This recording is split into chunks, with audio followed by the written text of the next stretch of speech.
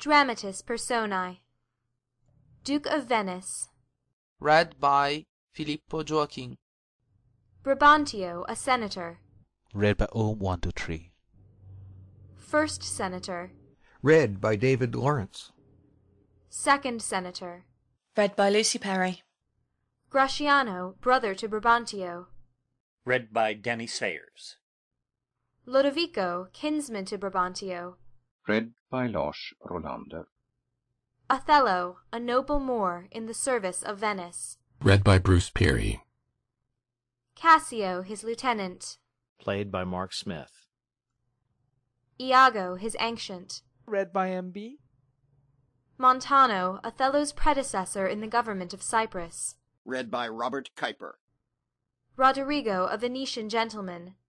Read by Matthew Hill. Clown, servant to Othello. Read by Rashada. Harold. Read by Celeste Johnston. Desdemona, daughter to Brabantio and wife to Othello. Read by Abai. Emilia, wife to Iago. Read by Elizabeth Klett. Bianca, mistress to Cassio. Read by Nadine Cottbray. First gentleman. Read by Sonja. Second gentleman. Read by Lars Rolander. Third gentleman. Read by Miriam Esther Goldman. Fourth gentleman. Read by Adam Bailey. Sailor. Read by Celeste Johnston. First musician. Read by Nathan King. First officer. Read by Elizabeth Klett. Messenger. Read by Adam Bailey. Narrated by Ariel Lipshaw. Act 1. Scene 1. Venice, a street. Enter Roderigo and Iago. Tush, never tell me. I take it much unkindly that thou, Iago, who hast had my purse, as if the strings were thine, shouldst know of this. Sblood, but you will not hear me. If ever I did dream of such a matter, abhor me. Thou toldest me thou didst hold him in thy hate. Despise me if I do not. 3 great ones of the city in personal suit to make me his lieutenant, off-capped to him. And by the faith of man, I know my price, I am worth no worse a place. But he, as loving his own pride and purposes, evades them with a bombast circumstance horribly stuffed with epithets of war, and in conclusion non-suits my mediators. For, certes, says he, I have already chose my officer. And what was he?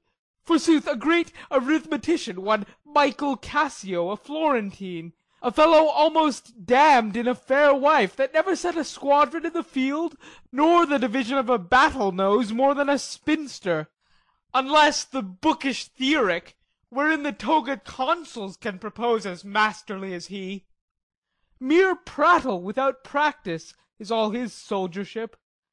But he, sir, had the election, and I, of whom his eyes had seen the proof at Rhodes, at Cyprus, and on other grounds, Christian and heathen, must be belayed and calmed by debitor and creditor, this countercaster.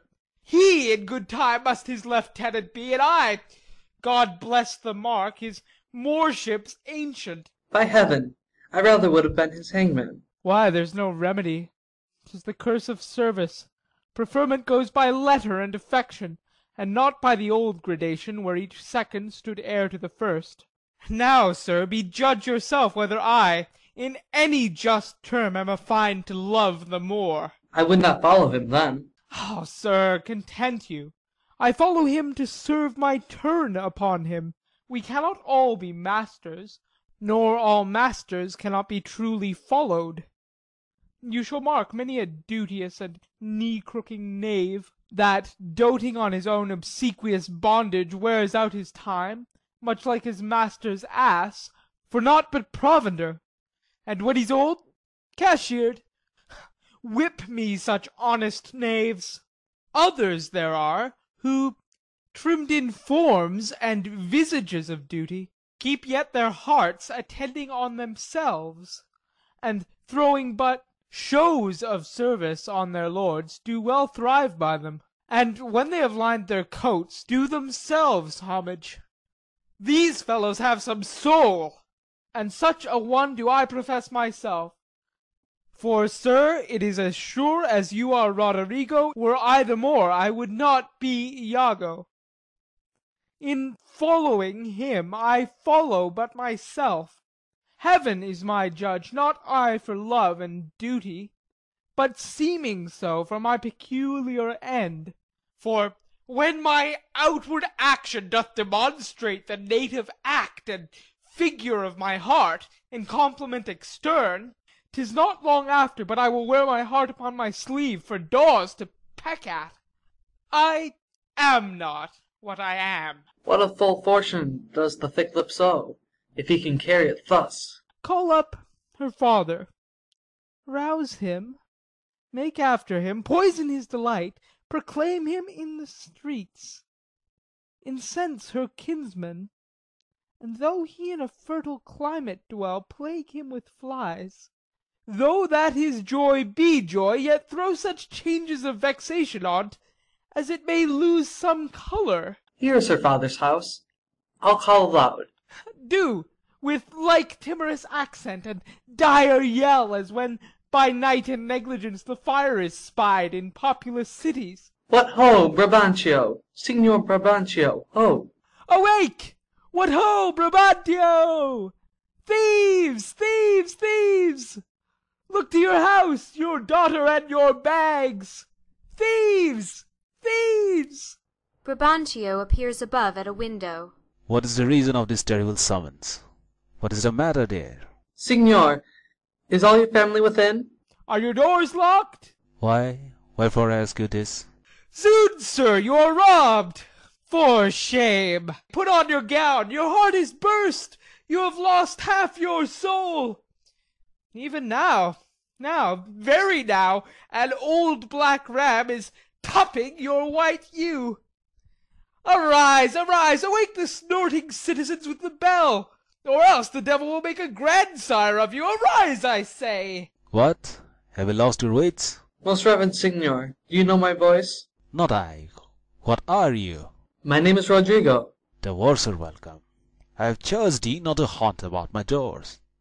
In honest plainness, thou hast heard me say, my daughter is not for thee. And now, in madness, being full of supper and distempering draughts, upon Melissa's brewery, dost thou come to start my quiet. Sir, sir, sir. But thou must needs be sure. My spirit and my place have in them power to make this bitter to thee. Patience, good sir. What tell'st thou me of robbing? This is Venice. My house is not a grange. Most great Brabantio, in simple and pure soul I come to you.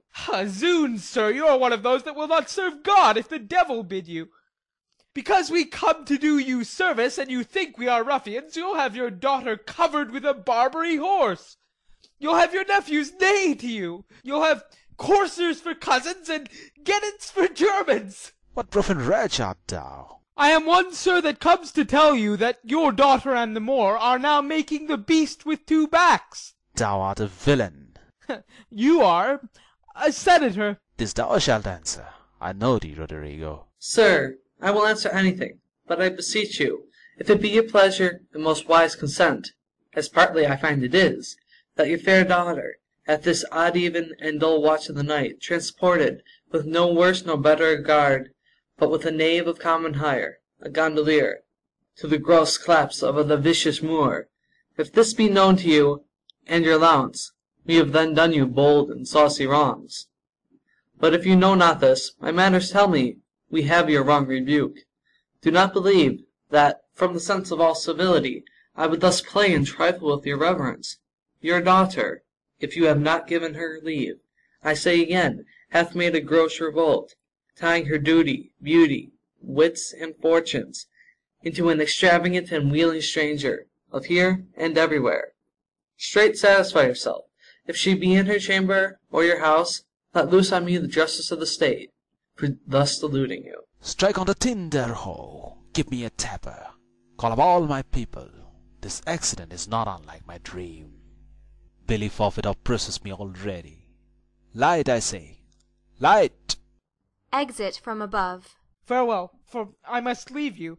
It seems not meet nor wholesome to my place to be produced, as if I stay I shall, against the more, for I do know the state. However this may gall him with some check, cannot with safety cast him, for he's embarked with such loud reason to the Cyprus wars, which even now stand in act, that for their souls another of his fathom they have none to lead their business. In which regard, though I do hate him as I do hell pains, yet for necessity of present life I must show out a flag and sign of love, which is indeed but sign, that you shall surely find him. Lead to the Sagittary the raised search, and there will I be with him. So farewell. Exit. Enter below Brabantio and servants with torches. It is too true and evil gone she is. And what is to come of my despised time is naught but bitterness. Now, Roderigo, where didst thou see her? O unhappy girl, with a Moor sayest thou? Who would be a father? How didst thou know it was she? Oh, she deceives me past thought. What said she to you? Get more tapers, raise all my kindred. Are they married, think you? Truly, I think they are. O heaven, how got she out?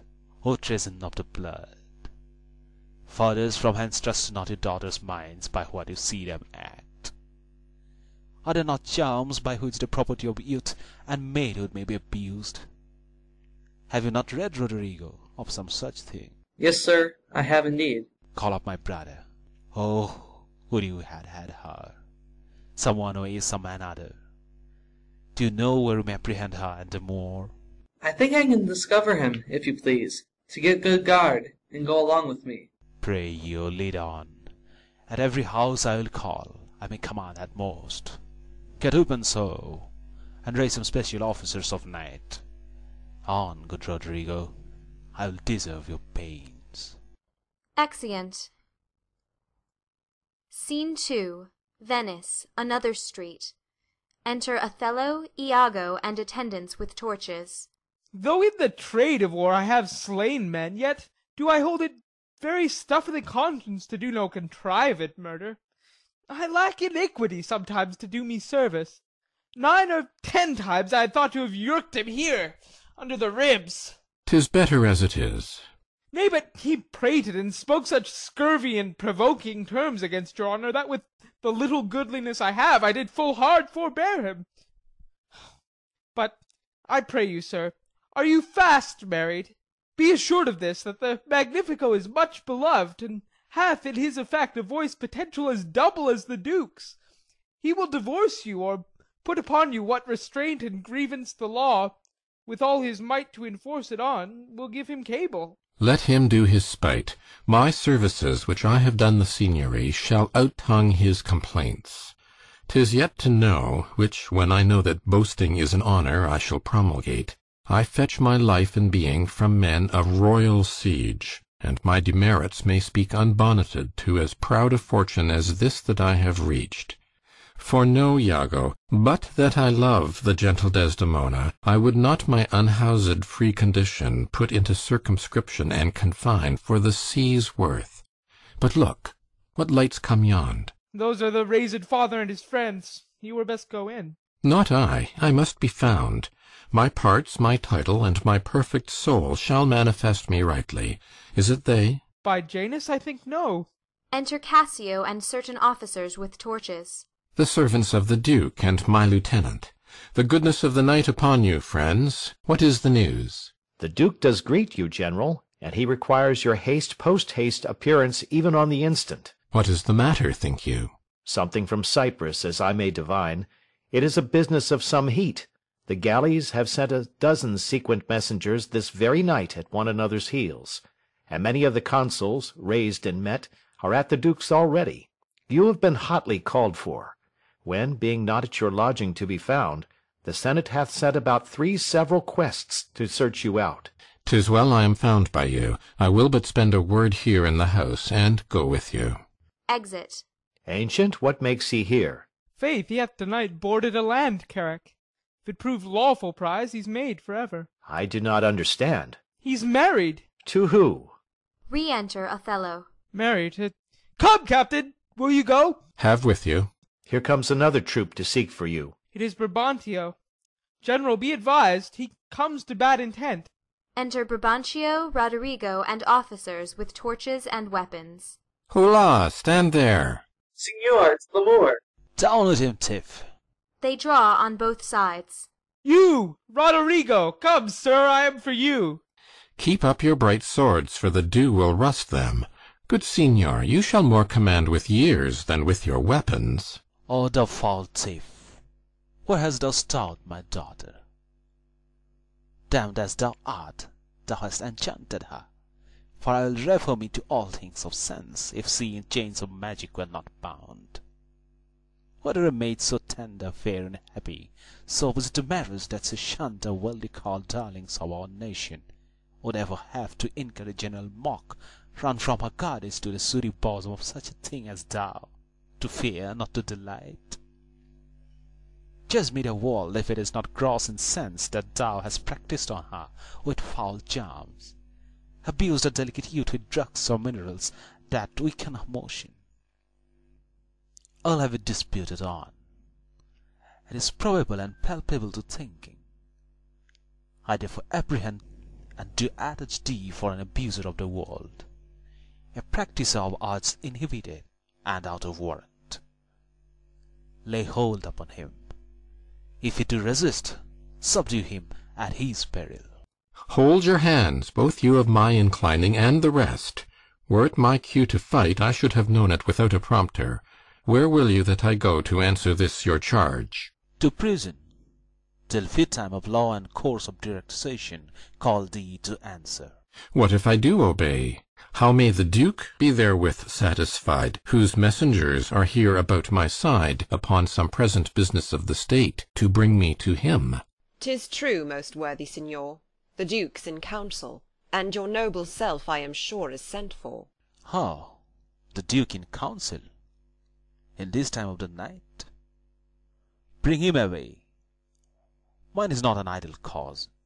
The Duke himself, or any of my brothers of the state, cannot but feel this wrong as it were their own. For if such actions may have passed free, born slaves and pagans shall our statesmen be. Exeunt. Scene 3. Venice, a council chamber. The Duke and senators sitting at a table, officers attending. There is no composition in these news that gives them credit. Indeed, they are disproportioned. My letters say 107 galleys. And mine 140. And mine 200. But though they jump not on a just account, as in these cases where the aim reports, 'tis oft with difference, yet do they all confirm a Turkish fleet, and bearing up to Cyprus. Nay, it is possible enough to judgment. I do not so secure me in the error, but the main article I do approve in fearful sense. Within. What ho, what ho, what ho! A messenger from the galleys. Enter a sailor. Now, what's the business? The Turkish preparation makes for Rhodes. So was I bid report here to the state by Signor Angelo. How say you by this change? This cannot be, by no assay of reason. 'Tis a pageant to keep us in false gaze. When we consider the importancy of Cyprus to the Turk, and let ourselves again but understand that, as it more concerns the Turk than Rhodes, so may he with more facile question bear it, for that it stands not in such warlike brace, but altogether lacks the abilities that Rhodes is dressed in. If we make thought of this, we must not think the Turk is so unskilful to leave that latest which concerns him first, neglecting an attempt of ease and gain, to wake and wage a danger profitless. Nay, in all confidence, he's not for Rhodes. Here is more news. Enter a messenger. The Ottomites, reverend and gracious, steering with due course towards the Isle of Rhodes, have there enjointed them with an after fleet. Aye, so I thought. How many, as you guess? 30 sail, and now they do restem their backward course, bearing with frank appearance. Their purpose is towards Cyprus. Signor Montano, your trusty and most valiant servitor, with his free duty recommends you thus, and prays you to believe him. 'Tis certain then, for Cyprus. Marcus Lusicus, is not he in town? He's now in Florence. Write from us to him. Post haste dispatch. Here comes Brabantio, and the valiant Moor. Enter Brabantio, Othello, Iago, Roderigo, and officers. Valiant Othello, we must straight employ you against the general enemy Ottoman. To Brabantio. I did not see you. Welcome, gentle signor. We lacked your counsel and your help tonight. So did I yours. Good your grace, pardon me. Neither my place nor aught I heard of business had raised me from my bed, nor doth the general care take hold on me, for my particular grief is of so floodgate and overbearing nature that it engulfs and swallows other sorrows, and it is still itself. Why, what's the matter? My daughter, oh my daughter. Dead? Aye, to me. She's abused, stolen from me, and corrupted by spells and medicines bought of mountebanks. For nature so preposterously to err, being not deficient, blind, or lame of sense witchcraft could not. Whoever he be that, in this foul proceeding, hath thus beguiled your daughter of herself, and you of her, the bloody book of law you shall yourself read in the bitter letter, after your own sense. Yea, though our proper son stood in your action. Humbly I thank your grace. Here is the man, this Moor, whom now it seems your special mandate for the state affairs had hither brought. We are very sorry for it. To Othello. What, in your own part, can you say to this? Nothing, but this is so. Most potent, grave, and reverend signors, my very noble and approved good masters, that I have ta'en away this old man's daughter, it is most true. True, I have married her. The very head and front of my offending hath this extent, no more. Rude am I in my speech, and little blessed with the soft phrase of peace. For since these arms of mine had 7 years' pith, till now, some 9 moons wasted, they have used their dearest action in the tented field, and little of this great world can I speak, more than pertains to feats of broil and battle. And therefore little shall I grace my cause in speaking for myself. Yet, by your gracious patience, I will a round unvarnished tale deliver of my whole course of love, what drugs, what charms, what conjuration, and what mighty magic, for such proceeding I am charged withal, I won his daughter. A maiden never bold, of spirit so still and quiet that her motion blustered herself. And see, in spite of nature, of yours, of country, credit everything, to fall in love with what she feared to look on. It is judgment maimed and most imperfect that will confess perfection so could err against all rules of nature, and must be driven to find the practices of cunning hell. Why this should be. I therefore vouch again, that with some mixtures powerful over the blood, or with some dram conjured to this effect, he wrought upon her. To vouch this is no proof. Without more wider and more overt test than these thin habits and poor likelihoods of modern seeming do prefer against him. But Othello, speak. Did you by indirect or forced courses subdue and poison this young maid's affections? Or came it by request, and such fair question as soul to soul affordeth? I do beseech you, send for the lady to the Sagittary, and let her speak of me before her father. If you do find me foul in her report, the trust, the office I do hold of you, not only take away, but let your sentence even fall upon my life. Fetch Desdemona hither. Ancient, conduct them, you best know the place. Exeunt Iago and attendants. And till she come, as truly as to heaven I do confess the vices of my blood, so justly to your grave ears I'll present how I did thrive in this fair lady's love, and she in mine. Say it, Othello. Her father loved me, oft invited me, still questioned me the story of my life from year to year, the battles, sieges, fortunes that I have passed.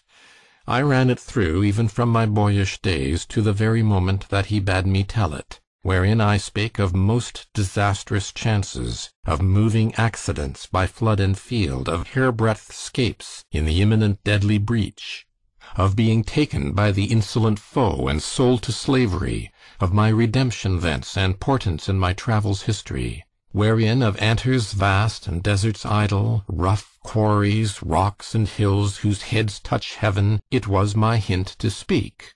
Such was the process. And of the cannibals that each other eat, the anthropophagi, and men whose heads do grow beneath their shoulders. This to hear would Desdemona seriously incline, but still the house affairs would draw her thence, whichever as she could with haste dispatch, she'd come again, and with a greedy ear devour up my discourse.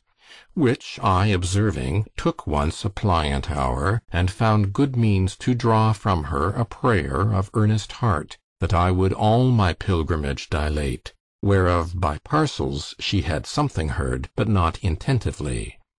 I did consent, and often did beguile her of her tears, when I did speak of some distressful stroke that my youth suffered.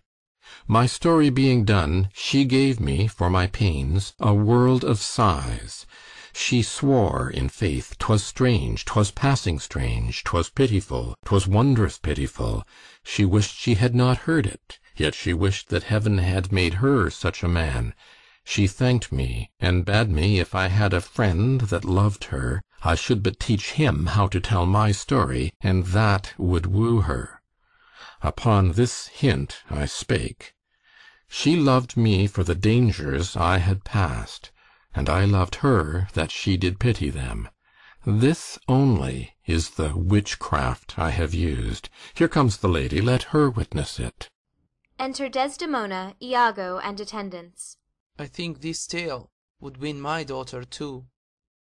Good Brabantio, take up this mangled matter at the best. Men do their broken weapons rather use than their bare hands. I pray you, hear her speak. If she confess that she was half the war, destruction on my head. If my bad blame light on the man. Come hither, gentle mistress. Do you perceive in all this noble company where most you owe obedience? My noble father, I do perceive here a divided duty. To you I am bound for life and education. My life and education both do learn me how to respect you. You are the lord of duty, I am hitherto your daughter. But here's my husband, and so much duty as my mother showed to you, preferring you before her father, so much I challenge that I may profess, do to the more, my lord. God be with you. I have done. Please it your grace, unto the state affairs. I had rather to adopt a child than get it. Come hither, Moor. I here do give thee that with all my heart, which but thou hast already, with all my heart I would keep from thee. For your sake, Jewel, I am glad at soul I have no other child, for thy escape would teach me tyranny. To hang clogs on them, I have done, my lord.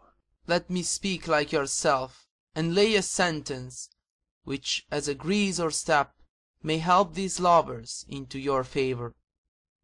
When remedies are past, the griefs are ended, by seeing the worst, which late on hopes depended. To mourn a mischief that is past and gone, is the next way to draw new mischief on. What cannot be preserved when fortune takes, patient her injury a mockery makes. The robbed that smiles steals something from the thief, he robs himself that spends a bootless grief. So let the Turk of Cyprus us beguile. We'll lose it not so long as we can smile. He bears the sentence well that nothing bears, but the free comport which from thence he hears. But he bears both the sentence and the sorrow, that to pay grief must of poor patience borrow. These sentences to sugar or to gall, being strong on both sides are equivocal.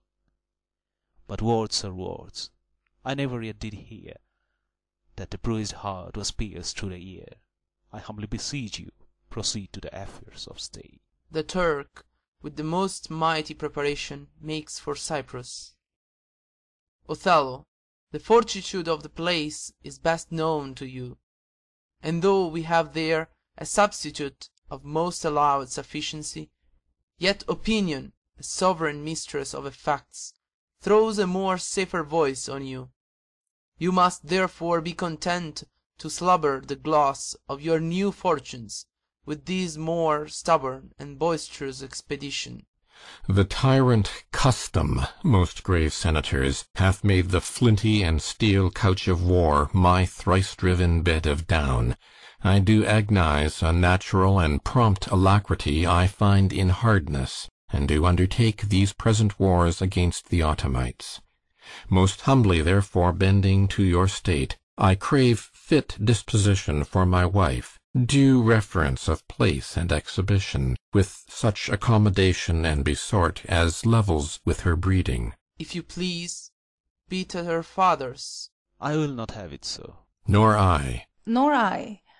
I would not there reside to put my father in impatient thoughts by being in his eye. Most gracious Duke, to my unfolding lend your prosperous ear, and let me find a charter in your voice to assist my simpleness. What would you, Desdemona? That I did love the more to live with him. My downright violence and storm of fortunes may trumpet to the world, my heart subdued even to the very quality of my lord.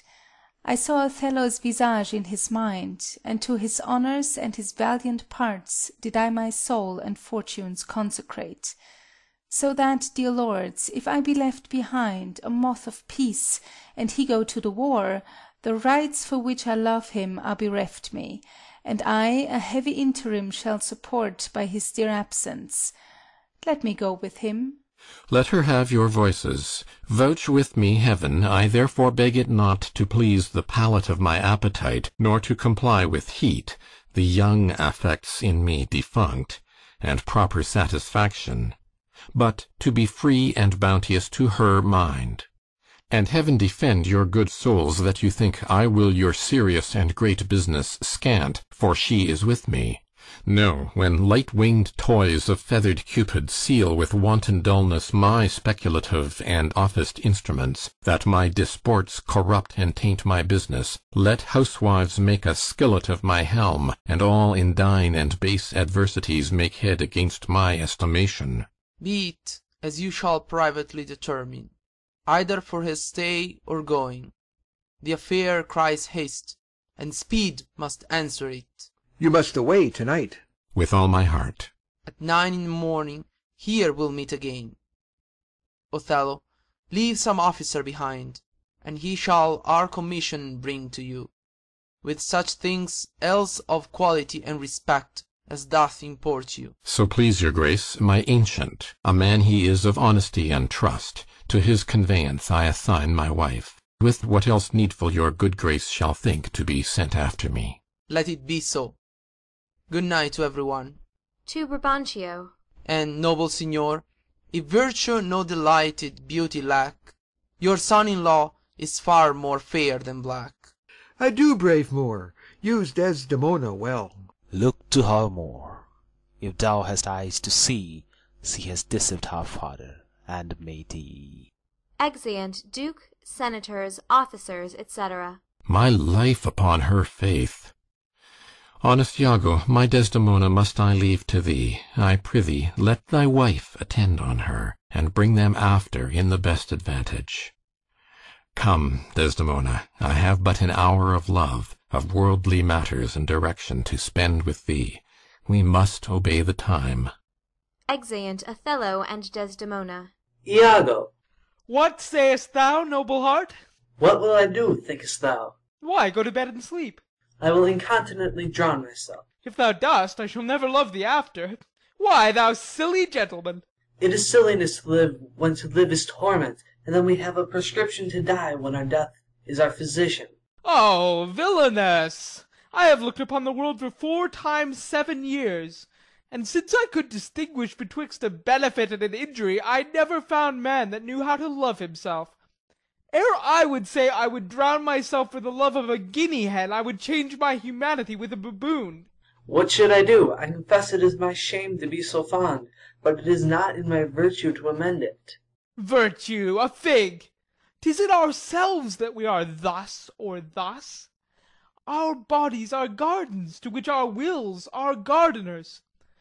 So that, if we plant nettles or sow lettuce, set hyssop or weed up thyme, supply it with one gender of herbs, or distract it with many, either to have it sterile with idleness or manured with industry, why, the power and corrigible authority of this lies in our wills. If the balance of our lives had not one scale of reason to poise another of sensuality, the blood and baseness of our natures would conduct us to most preposterous conclusions. But we have reason to cool our raging emotions, our carnal stings, our unbitted lusts. Whereof I take this that you call love to be a sect or scion. It cannot be. It is merely a lust of the blood and a permission of the will. Come, be a man, drown thyself, drown cats and blind puppies. I have professed me thy friend, and I confess me knit to thy deserving with cables of perdurable toughness. I could never better stead thee than now. Put money in thy purse. Follow thou the wars, defeat thy favour with an usurped beard. I say, put money in thy purse. It cannot be that Desdemona should long continue her love to the Moor. Put money in thy purse, nor he his to her. It was a violent commencement, and thou shalt see an unanswerable sequestration. Put but money in thy purse. These Moors are changeable in their wills. Fill thy purse with money. The food that to him now is as luscious as locusts shall be to him shortly as acerb as the Coloquintida. She must change for youth. When she is sated with his body, she will find the error of her choice. She must have change, she must, and therefore put money in thy purse. If thou wilt needs damn thyself, do it a more delicate way than drowning. Make all the money thou canst, if sanctimony in a frail vow betwixt an erring barbarian and a supersubtle Venetian be not too hard for my wits, and all the tribe of hell, thou shalt enjoy her. Therefore make money. A pox of drowning thyself! It is clean out of the way. Seek thou rather to be hanged in compassing thy joy than to be drowned and go without her. Wilt thou be fast to my hopes if I depend on the issue? Thou art sure of me. Go, make money. I have told thee often, and I retell thee again and again, I hate the Moor.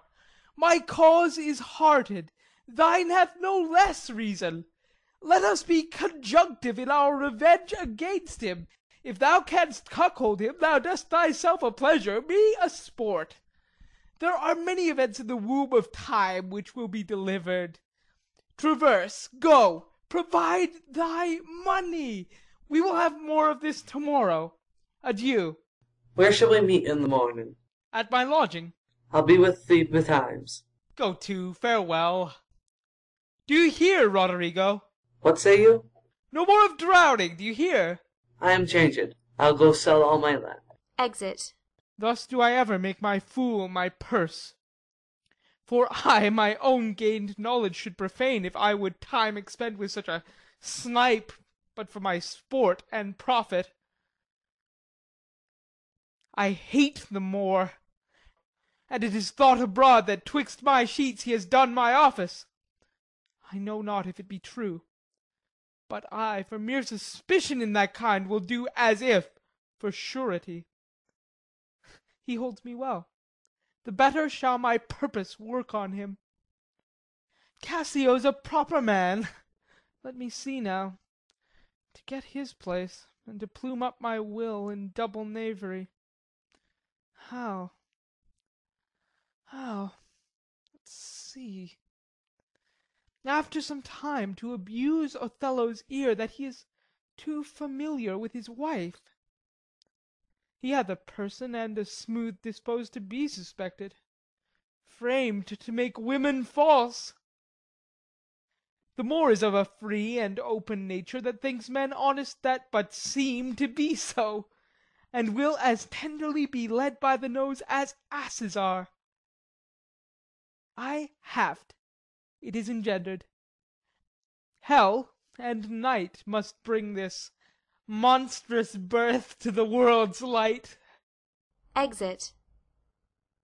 End of Act 1. Act 2, Scene 1. A seaport in Cyprus. A platform. Enter Montano and 2 gentlemen. What from the Cape can you discern at sea? Nothing at all. It is a high-wrought flood. I cannot, twixt the heaven and the main, descry a sail. Methinks the wind hath spoke aloud at land. A fuller blast ne'er shook our battlements. If it hath ruffianed so upon the sea, what ribs of oak, when mountains melt on them, can hold the mortise? What shall we hear of this? A segregation of the Turkish fleet. For do but stand upon the foaming shore, the chidden billow seems to pelt the clouds. The wind-shaked surge, with high and monstrous mane, seems to cast water on the burning bear, and quench the guards of the ever-fixed pole. I never did like molestation view on the enchafed flood. If that the Turkish fleet be not ensheltered and embayed, they are drowned. It is impossible to bear it out. Enter a 3rd gentleman. News, lads! Our wars are done. The desperate tempest hath so banged the Turks that their designment halts. A noble ship of Venice hath seen a grievous wreck, and sufferance on most part of their fleet. How? Is this true? The ship is here put in, a Veronessa. Michael Cassio, lieutenant to the warlike Moor Othello, is come on shore. The Moor himself's at sea, and is in full commission here for Cyprus. I am glad on't. 'Tis a worthy governor. But this same Cassio, though he speaks of comfort touching the Turkish loss, yet he looks sadly and prays the Moor be safe, for they were parted with foul and violent tempest. Pray heavens he be, for I have served him, and the man commands like a full soldier. Let's to the seaside, ho, as well to see the vessel that's come in, as to throw out our eyes for brave Othello, even till we make the main and the aerial blue and indistinct regard. Come, let's do so, for every minute is expectancy of more arrivants. Enter Cassio. Thanks you, the valiant of this warlike isle, that so approve the Moor. Oh, let the heavens give him defence against the elements, for I have lost him on a dangerous sea. Is he well shipped? His bark is stoutly timbered, and his pilot a very expert and approved allowance. Therefore my hopes, not surfeited to death, stand in bold cure. Within, a sail, a sail, a sail. Enter a 4th gentleman. What noise? The town is empty. On the brow of the sea stand ranks of people, and they cry, "A sail!" My hopes do shape him for the governor. Guns within. They do discharge their shot of courtesy, our friends at least. I pray you, sir, go forth, and give us truth who 'tis that is arrived. I shall. Exit. But, good lieutenant, is your general wived? Most fortunately. He hath achieved a maid that paragons description and wild fame, one that excels the quirks of blazoning pens, and in the essential vesture of creation does tire the engineer. Re-enter 2nd gentleman. How now? Who is put in? 'Tis one Iago, ancient to the general. He has had most favourable and happy speed. Tempests themselves, high seas, and howling winds, the guttered rocks and congregated sands, traitors in steep to clog the guiltless keel, as, having a sense of beauty, do omit their mortal natures, letting go safely by the divine Desdemona. What is she? She that I spake of, our great captain's captain, left in the conduct of the bold Iago, whose footing here anticipates our thoughts a se'night's speed. Great Jove, Othello guard, and swell his sail with thine own powerful breath, that he may bless this bay with his tall ship, make love's quick pants in Desdemona's arms, give renewed fire to our extincted spirits, and bring all Cyprus comfort. Enter Desdemona, Emilia, Iago, Roderigo, and attendants. O behold, the riches of the ship is come on shore. Ye men of Cyprus, let her have your knees. Hail to thee, lady, and the grace of heaven, before, behind thee, and on every hand, enwheel thee round. I thank you, valiant Cassio. What tidings can you tell me of my lord? He is not yet arrived, nor know I aught but that he's well, and will be shortly here. Oh, but I fear, how lost you company? The great contention of the sea and skies parted our fellowship. But hark, a sail! Within. A sail, a sail. Guns within. They give their greeting to the citadel. This likewise is a friend. See for the news. Exit gentlemen. Good ancient, you are welcome. To Emilia. Welcome, mistress. Let it not gall your patience, good Iago, that I extend my manners. 'Tis my breeding that gives me this bold show of courtesy. Kissing her. Sir, would she give you so much of her lips, as of her tongue she oft bestows on me, you'd have enough. Alas, she has no speech. In faith, too much. I find it still when I have list to sleep. Marry, before your ladyship, I grant she puts her tongue a little in her heart, and chides with thinking. You have little cause to say so. Oh, come on, come on. Your pictures out of doors, bells in your parlours, wildcats in your kitchens, saints in your injuries, devils being offended, players in your housewifry, and houses in your beds. Oh, fie upon thee, slanderer! Nay, it is true, or else I am a Turk. You rise to play, and go to bed till work. You shall not write my praise. No, let me not. What wouldst thou write of me, if thou shouldst praise me? Oh, gentle lady, do not put me to it, for I am nothing if not critical. Come on, essay. There's one gone to the harbour. Ay, madam. I am not merry, but I do beguile the thing I am, by seeming otherwise. Come, how wouldst thou praise me? I am about it, but indeed my invention comes from my pate as birdlime does from frieze. It plucks out brains and all. But my muse labours, and thus she is delivered. If she be fair and wise, fairness and wit, the one's for use, the other useth it. Well praised. How if she be black and witty? If she be black, and thereto have a wit, she'll find a white that shall her blackness fit. Worse and worse. How if fair and foolish? She never yet was foolish that was fair, for even her folly helped her to an heir. These are old fond paradoxes to make fools laugh in the alehouse. What miserable praise hast thou for her that's foul and foolish? There's none so foul and foolish thereunto, but does foul pranks which fair and wise ones do. Oh, heavy ignorance! Thou praisest the worst best. But what praise couldst thou bestow on a deserving woman indeed, one that, in the authority of her merit, did justly put on the vouch of very malice itself? She that was ever fair and never proud, had tongue at will, and yet was never loud, never lacked gold, and yet never went gay, fled from her wish, and yet said, Now I may. She that being angered, her revenge being nigh, bade her wrong stay, and her displeasure fly. She that in wisdom never was so frail, to change the cod's head for the salmon's tail. She that could think, and ne'er disclose her mind, see suitors following, and not look behind. She was a wight, if ever such wight were. To do what? To suckle fools, and chronicle small beer. Oh, most lame and impotent conclusion! Do not learn of him, Emilia, though he be thy husband. How say you, Cassio? Is he not a most profane and liberal counsellor? He speaks home, madam. You may relish him more in the soldier than in the scholar. Aside. He takes her by the palm. Ay, well said, whisper. With as little a web as this will I ensnare as great a fly as Cassio. Ay, smile upon her, do. I will gyve thee in thine own courtship. You say true, 'tis so indeed. If such tricks as these strip you out of your lieutenantry, it had been better you had not kissed your 3 fingers so oft, which now again you are most apt to play the sir in. Very good. Well kissed. An excellent courtesy. Ah, 'tis so, indeed.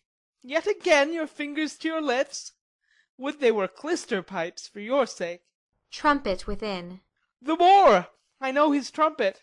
'Tis truly so. Let's meet him and receive him. Lo, where he comes! Enter Othello and attendants. O my fair warrior, My dear Othello, it gives me wonder great as my content to see you here before me. O my soul's joy! If after every tempest come such calms, may the winds blow till they have wakened death, and let the laboring bark climb hills of seas, Olympus high, and duck again as low as hells from heaven. If it were now to die, 'twere now to be most happy. For I fear my soul hath her content so absolute, that not another comfort like to this succeeds in unknown fate. the heavens forbid but that our loves and comforts should increase, even as our days do grow. Amen to that, sweet powers. I cannot speak enough of this content. It stops me here. It is too much of joy. And this, the greatest discords be, Kissing her. that e'er our hearts shall make. Aside. Oh, you are well tuned now. But I'll set down the pegs that make this music, as honest as I am. Come, let us to the castle. News, friends, our wars are done, the Turks are drowned. How does my old acquaintance of this isle? Honey, you shall be well desired in Cyprus. I have found great love amongst them. Oh, my sweet, I prattle out of fashion, and I dote in mine own comforts. I prithee, good Iago, go to the bay and disembark my coffers. Bring thou the master to the citadel. He is a good one, and his worthiness doth challenge much respect. Come, Desdemona, once more, well met at Cyprus. Exeunt Othello, Desdemona, and attendants. Do thou meet me presently at the harbour. Come hither. If thou beest valiant, as they say base men being in love have then a nobility in their natures more than is native to them, list me. The lieutenant to-night watches on the court of guard. First, I must tell thee this. Desdemona is directly in love with him. With him? Why, 'tis not possible. Lay thy finger thus, and let thy soul be instructed. Mark me with what violence she first loved the Moor, but for bragging and telling her fantastical lies. And will she love him still for prating? Let not thy discreet heart think it. Her eye must be fed, and what delight shall she have to look on the devil? When the blood is made dull with the act of sport, there should be, again to inflame it and to give satiety a fresh appetite, loveliness in favour, sympathy in years, manners, and beauties, all which the Moor is defective in.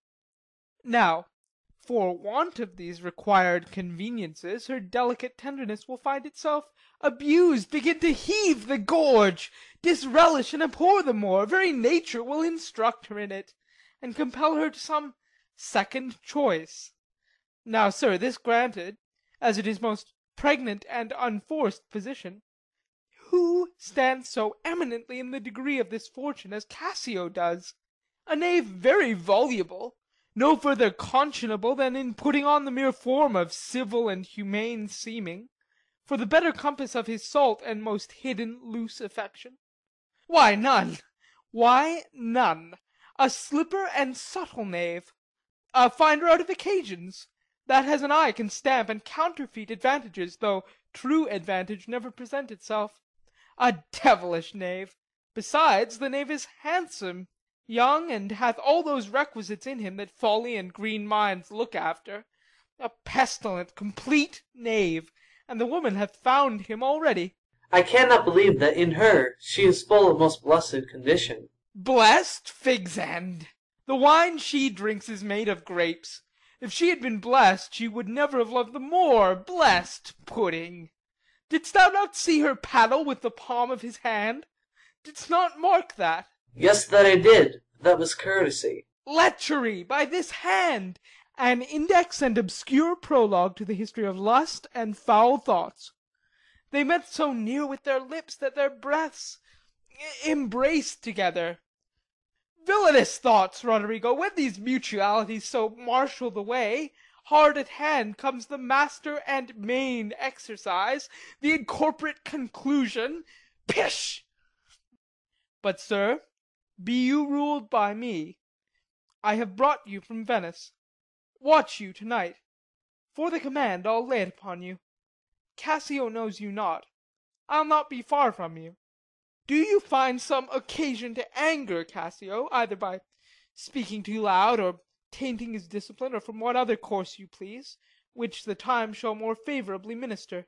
Well, Sir, he is rash and very sudden in choler, and haply with his truncheon may strike at you. Provoke him that he may, for even out of that will I cause these of Cyprus to mutiny, whose qualification shall come into no true taste again, but by the displanting of Cassio. So shall you have a shorter journey to your desires, by the means I shall then have to prefer them, and the impediment most profitably removed, without the which there were no expectation of our prosperity. I will do this, if I can bring it to any opportunity. I warrant thee. Meet me by and by at the citadel. I must fetch his necessaries ashore. Farewell. Adieu. Exit. That Cassio loves her, I do well believe it. That she loves him, 'tis apt, and of great credit. The more, howbeing that I endure him not, is of a constant, loving, noble nature. And I dare think he'll prove to Desdemona a most dear husband. Now, I do love her too, not out of absolute lust, though peradventure I stand accountant for as great a sin, but partly led to diet my revenge, for that I do suspect the lusty Moor hath leaped into my seat, and thought whereof doth like a poisonous mineral knot my innards, and nothing can or shall content my soul till I am even with him, wife for wife, or failing so, yet that I put the Moor at least into a jealousy so strong that judgment cannot cure.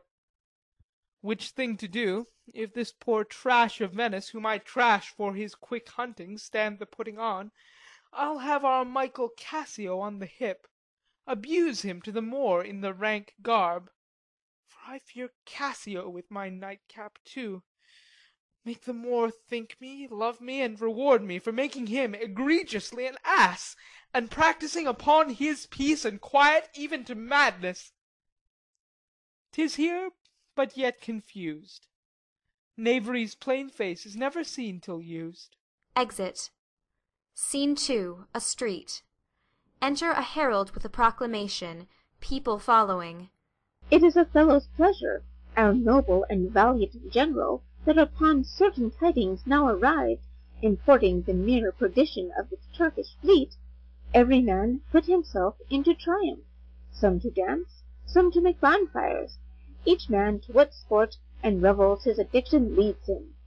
For besides these beneficial news, it is the celebration of his nuptial. So much was his pleasure should be proclaimed.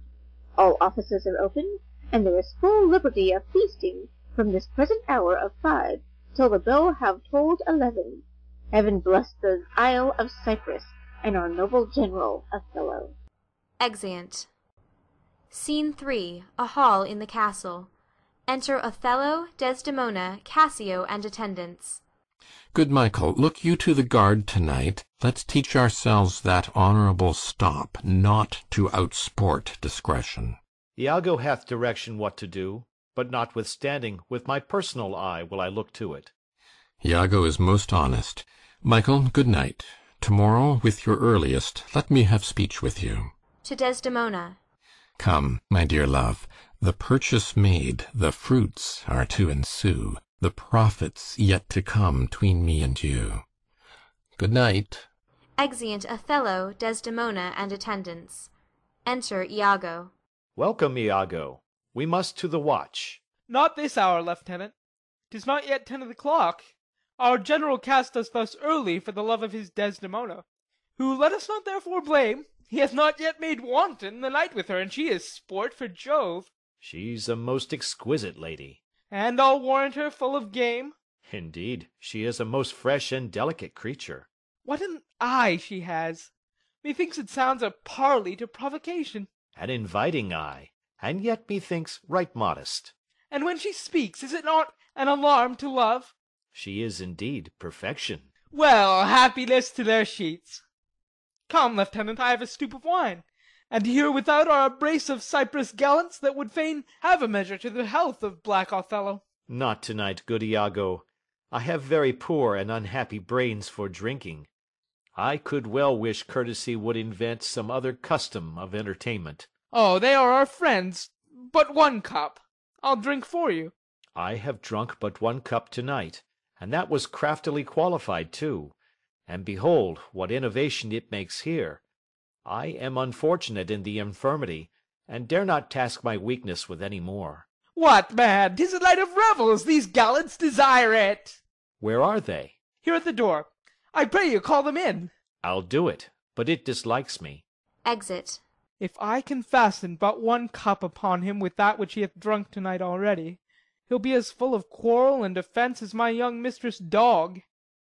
Now my sick fool Roderigo, whom love hath turned almost the wrong side out, to Desdemona hath tonight caroused potations pottle deep, and he's to watch 3 lads of Cyprus, noble swelling spirits that hold their honours in a wary distance, the very elements of this warlike isle, have I tonight flustered with flowing cups, and they watch too. Now, mongst this flock of drunkards am I to put our Cassio in some action that may offend the isle. But here they come. If consequence do but approve my dream, my boat sails freely, both with wind and steam. Re-enter Cassio, with him Montano and gentlemen, followed by servant with wine. 'Fore heaven, they have given me a rouse already. Good faith, a little one, not past a pint, as I am a soldier. Some wine, ho! Sings. And let me the cannikin clink, clink, and let me the cannikin clink. A soldier's a man! Oh, life's but a span when they let a soldier drink. Hey, some wine, boys! 'Fore God, an excellent song. I learned it in England, where indeed they are most potent in potting. Your Dane, your German, and your swag-bellied Hollander, hey, drink, ho! Are nothing to your English. Is your Englishman so expert in his drinking? Why, he drinks you with facility, your Dane dead drunk. He sweats not to overthrow your Almain. He gives your Hollander a vomit ere the next pottle can be filled. To the health of our general. I am for it, Lieutenant, and I'll do you justice. Oh, sweet England. Sings. King Stephen was a worthy peer, his breeches cost him but a crown. He held them 6pence all too dear, with that he called the tailor lown. He was a wight of high renown, and thou art but of low degree. 'Tis pride that pulls the country down, then take thine old cloak about thee. Some wine, ho! Why, this is a more exquisite song than the other. Oh, will you hear it again? No, for I hold him to be unworthy of his place that does those things. Well, God's above all, and there be souls must be saved, and there be souls must not be saved. It's true, good lieutenant. For mine own part, no offence to the general, nor any man of quality, I hope to be saved. And so do I too, lieutenant. Ay, but by your leave, not before me. The lieutenant is to be saved before the ancient. Let's have no more of this. Let's to our affairs. Forgive us our sins. Gentlemen, let's look to our business. Do not think, gentlemen, I am drunk. This is my ancient, this is my right hand, and this is my left. I am not drunk now. I can stand well enough, and I speak well enough. Excellent well. Why, very well, then. You must not think, then, that I am drunk. Exit. To the platform, masters. Come, let's set the watch. You see this fellow that is gone before. He's a soldier fit to stand by Caesar and give direction. And do but see his vice. 'Tis to his virtue a just equinox, the one as long as the other. 'Tis pity of him. I fear the trust Othello puts in him on some odd time of his infirmity will shake this island. But is he often thus? 'Tis evermore the prologue to his sleep. He'll watch the horologe a double set, if drink rock not his cradle. It were well the general were put in mind of it. Perhaps he sees it not, or his good nature prizes the virtue that appears in Cassio, and looks not on his evils. Is not this true? Enter Roderigo. Aside to him. How now, Roderigo? I pray you, after the lieutenant. Go. Exit Roderigo. And 'tis great pity that the noble Moor should hazard such a place as his own second with one of an ingraft infirmity. It were an honest action to say so to the Moor. Not I, for this fair island. I do love Cassio well, and would do much to cure him of this evil. But hark! What noise?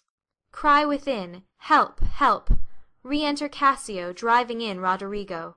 You rogue, you rascal! What's the matter, Lieutenant?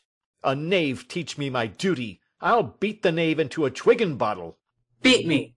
Dost thou prate, rogue? Striking Roderigo. Nay, good lieutenant, I pray you, sir, hold your hand. Let me go, sir, or I'll knock you over the mazzard. Come, come, you're drunk. Drunk? They fight. Aside to Roderigo. Away, I say! Go out and cry a mutiny. Exit Roderigo. Nay, good lieutenant. Alas, gentlemen. Help, ho! Lieutenant, sir, Montano, sir! Help, masters! Here is a goodly watch indeed. Bell rings. Who's that rings the bell? Diablo, ho! The town will rise. God's will, lieutenant, hold! You will be shamed forever. Re-enter Othello and attendants. What is the matter here? Zounds, I bleed still. I'm hurt to the death. Hold for your lives. Hold, ho!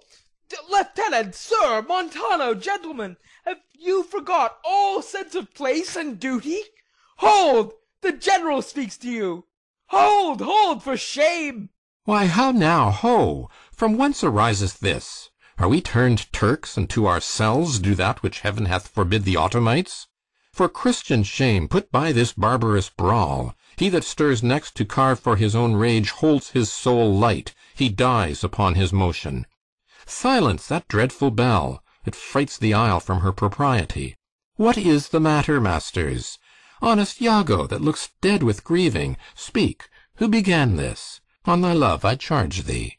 I do not know. Friends all but now, even now, in quarter and in terms, like bride and groom, divesting them for bed. And then, but now, as if some planet had unwitted men, swords out and tilting one at other's breast in opposition bloody. I cannot speak any beginning to this peevish odds, and would in action glorious I had lost those legs that brought me to a part of it. How comes it, Michael, you are thus forgot? I pray you, pardon me. I cannot speak. Worthy Montano, you were wont be civil.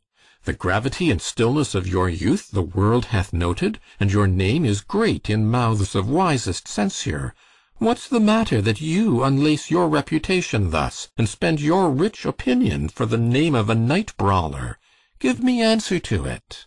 Worthy Othello, I am hurt to danger.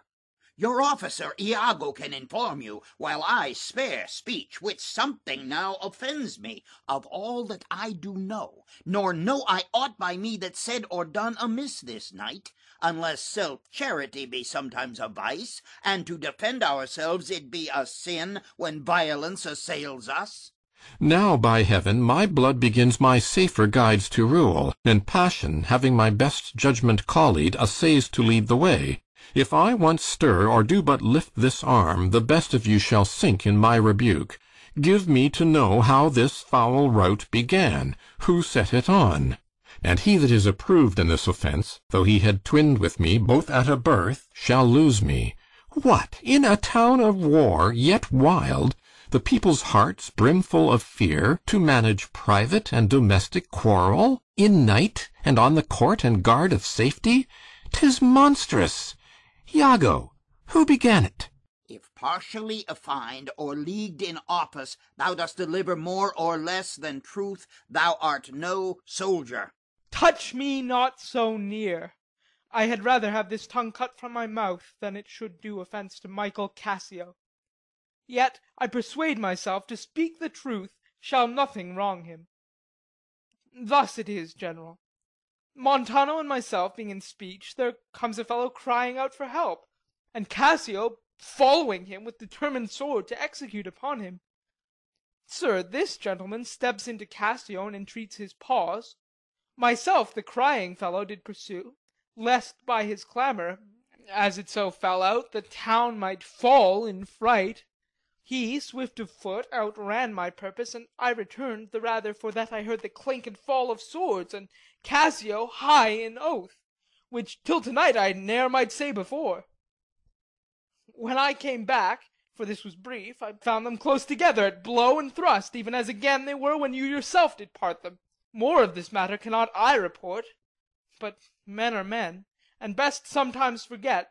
Though Cassio did some little wrong to him, as men in rage strike those that wish them best, yet surely Cassio, I believe, received from him that fled some strange indignity which patience would not pass. I know, Iago, thy honesty and love doth mince this matter, making it light to Cassio. Cassio, I love thee, but never more be officer of mine. Re-enter Desdemona, attended. Look, if my gentle love be not raised up, I'll make thee an example. What's the matter? All's well now, sweeting, come away to bed. To Montano, who is led off. Sir, for your hurts myself will be your surgeon. Lead him off. Iago, look with care about the town, and silence those whom this vile brawl distracted. Come, Desdemona, 'tis the soldier's life to have their balmy slumbers waked with strife. Exeunt all but Iago and Cassio. What, are you hurt, Lieutenant? Aye, past all surgery. Marry, heaven forbid! Reputation, reputation, reputation. Oh, I have lost my reputation.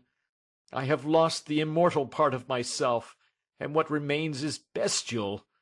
My reputation, Iago, my reputation. As I am an honest man, I thought you had received some bodily wound. There's more sense in that than in reputation. Reputation is an idle and most false imposition, oft got without merit, and lost without deserving.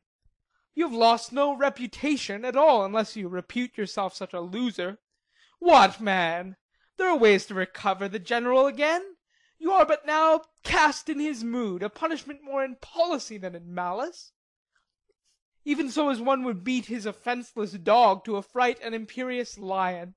Suit him again, and he is yours. I would rather sue to be despised than to deceive so good a commander with so slight, so drunken, and so indiscreet an officer.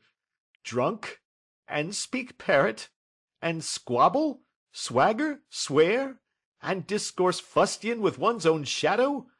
Oh, thou invisible spirit of wine, if thou hast no name to be known by, let us call thee devil. What was he that you followed with your sword? What had he done to you? I know not. Is't possible? I remember a mass of things, but nothing distinctly. A quarrel, but nothing wherefore. O God, that men should put an enemy in their mouths to steal away their brains! That we should, with joy, pleasance, revel, and applause, transform ourselves into beasts! Why, but you're now well enough. How came you thus recovered? It hath pleased the devil drunkenness to give place to the devil wrath. One unperfectness shows me another, to make me frankly despise myself. Come, you're too severe a moraler. As the time, the place, and the condition of this country stands, I could hardly wish it had not befallen. But since it is as it is, mend it for your own good. I will ask him for my place again. He shall tell me I am a drunkard. Had I as many mouths as Hydra, such an answer would stop them all. To be now a sensible man, by and by a fool, and presently a beast! Oh, strange! Every inordinate cup is unblessed, and the ingredient is a devil. Come, come, good wine is a good familiar creature, if it be well used. Exclaim no more against it. And, good lieutenant, I think you think I love you. I have well approved it, sir. I drunk. You or any man living may be drunk at a time, man. I'll tell you what you shall do. Our general's wife is now the general. I may say so in this respect, for he hath devoted and given up himself to the contemplation, mark, and denotement of her parts and graces. Confess yourself freely to her. Importune her help to put you in your place again. She's of so free, so kind, so apt, so blessed a disposition, that she holds it a vice in her goodness not to do more than she is requested. The broken joint between you and her husband entreat her to splinter. And my fortunes against any lay worth naming, this crack of your love shall grow stronger than it was before. You advise me well. I protest in the sincerity of love and honest kindness. I think it freely. And betimes in the morning I will beseech the virtuous Desdemona to undertake for me. I am desperate of my fortunes, if they check me here. You are in the right. Good night, Lieutenant. I must to the watch. Good night, honest Iago. Exit. And what's he, then, that says I play the villain? When this advice is free I give, and honest, probable to thinking, and indeed the course to win the more again. For 'tis most easy the inclining Desdemona to subdue in any honest suit. She framed as fruitful as the free elements. And then for her to win the more, were to renounce his baptism, all seals and symbols of redeemed sin. Her soul is so enfettered to her love that she may make, unmake what she list, even as her appetite shall play the god with his weak function. How am I, then, a villain to counsel Cassio in this parallel course directly to his good? Divinity of hell! When devils will the blackest sins put on, they do suggest at first with heavenly shows, as I do now. For whiles this honest fool plies Desdemona to repair his fortune, and she for him pleads strongly to the more, I'll pour this pestilence into his ear, that she repeals him for her body's lust, and by how much he strives to do him good, so shall undo her credit with the more. So will I turn her virtue into pitch, and out of her own goodness make the net that shall enmesh them all. Enter Roderigo. How now, Roderigo? I do follow here in the chase, not like a hound that hunts, but one that fills up the cry. My money is almost spent. I have been tonight exceedingly well cudgelled, and I think the issue will be I have so much experience for my pains, and so, with no money at all, and a little more for wit, will return again to Venice. How poor are they that have no patience! What wound did ever heal but by degrees? Thou know'st we work by wit, and not by witchcraft. And wit depends on dilatory time. Dost not go well? Cassio hath beaten thee, and thou, by that small hurt, hath cashiered Cassio. Though other things grow fair against the sun, yet fruits that blossom first will first be ripe. Content thyself a while. By the mass, 'tis morning. Pleasure and action make the hours seem short. Retire thee. Go where thou art billeted. Away, I say, thou shalt no more hereafter. Nay, get thee gone. Exit Roderigo. 2 things are to be done. My wife must move for Cassio to her mistress. I'll set her on. Myself the while to draw the Moor apart, and bring him jump when he may Cassio find soliciting his wife. Ay, that's the way. Dull not device by coldness and delay. Exit. End of Act 2. Act 3. Scene 1. Cyprus, before the castle. Enter Cassio and some musicians. Masters, play here. I will content your pains. Something that's brief, and bid good morrow, General. Music. Enter Clown. Why, masters, have your instruments been in Naples, that they speak I the nose thus? How, sir? How? Are these, I pray you, wind instruments? Ay, marry are they, sir. Oh, thereby hangs a tale. Whereby hangs a tale, sir? Marry, sir, by many a wind instrument that I know.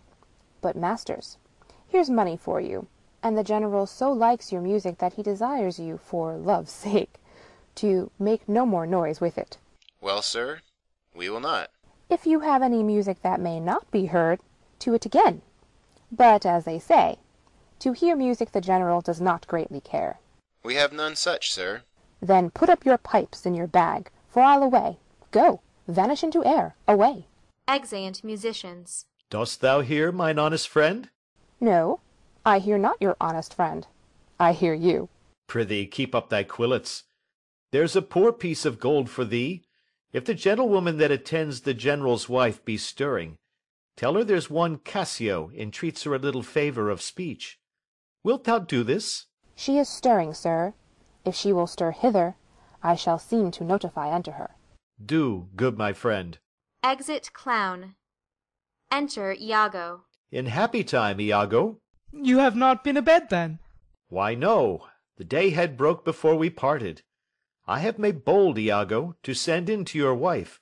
My suit to her is, that she will to virtuous Desdemona procure me some access.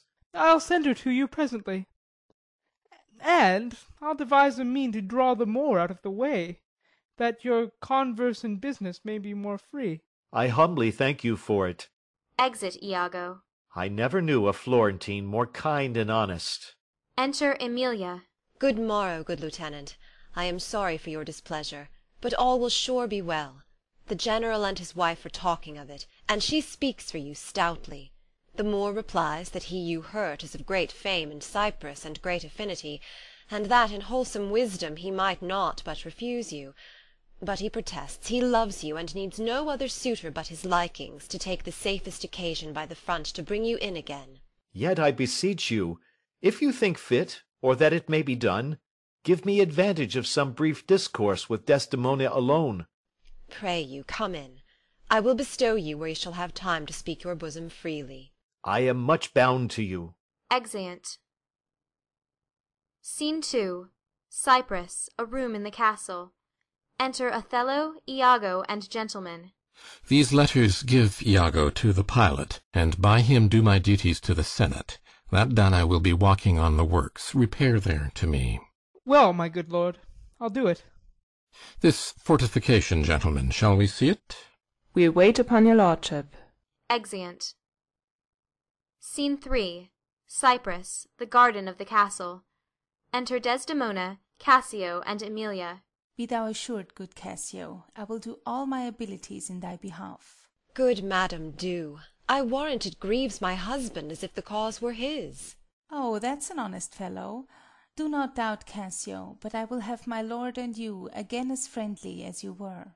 Bounteous madam, whatever shall become of Michael Cassio, he's never anything but your true servant. I know it. I thank you. You do love my lord, you have known him long, and be you well assured he shall in strangeness stand no farther off than in a politic distance. Ay, but lady, that policy may either last so long, or feed upon such nice and waterish diet, or breed itself so out of circumstance, that, I being absent, and my place supplied, my general will forget my love and service. Do not doubt that. Before Emilia here, I give thee warrant of thy place. Assure thee, if I do vow a friendship, I'll perform it to the last article. My lord shall never rest. I'll watch him tame, and talk him out of patience. His bed shall seem a school, his board a shrift. I'll intermingle everything he does with Cassio's suit. Therefore be merry, Cassio, for thy solicitor shall rather die than give thy cause away. Madam, here comes my lord. Madam, I'll take my leave. Why stay, and hear me speak? Madam, not now. I am very ill at ease, unfit for mine own purposes. Well, do your discretion. Exit Cassio. Enter Othello and Iago. Ha! I like not that. What dost thou say? Nothing, my lord, or if I know not what. Was not that Cassio parted from my wife? Cassio, my lord? No, sure, I cannot think it. That he would steal away, so guilty like seeing you coming. I do believe 'twas he. How now, my lord?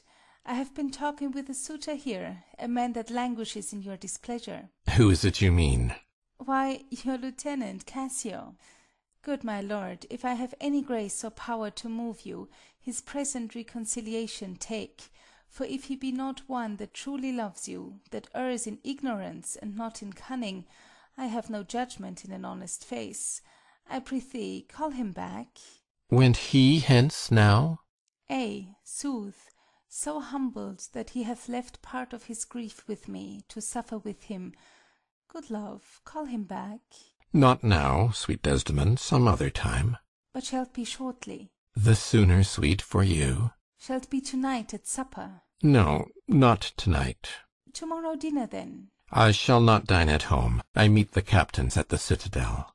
Why then, to-morrow night, or Tuesday morn, on Tuesday noon or night, on Wednesday morn. I prithee, name the time, but let it not exceed 3 days.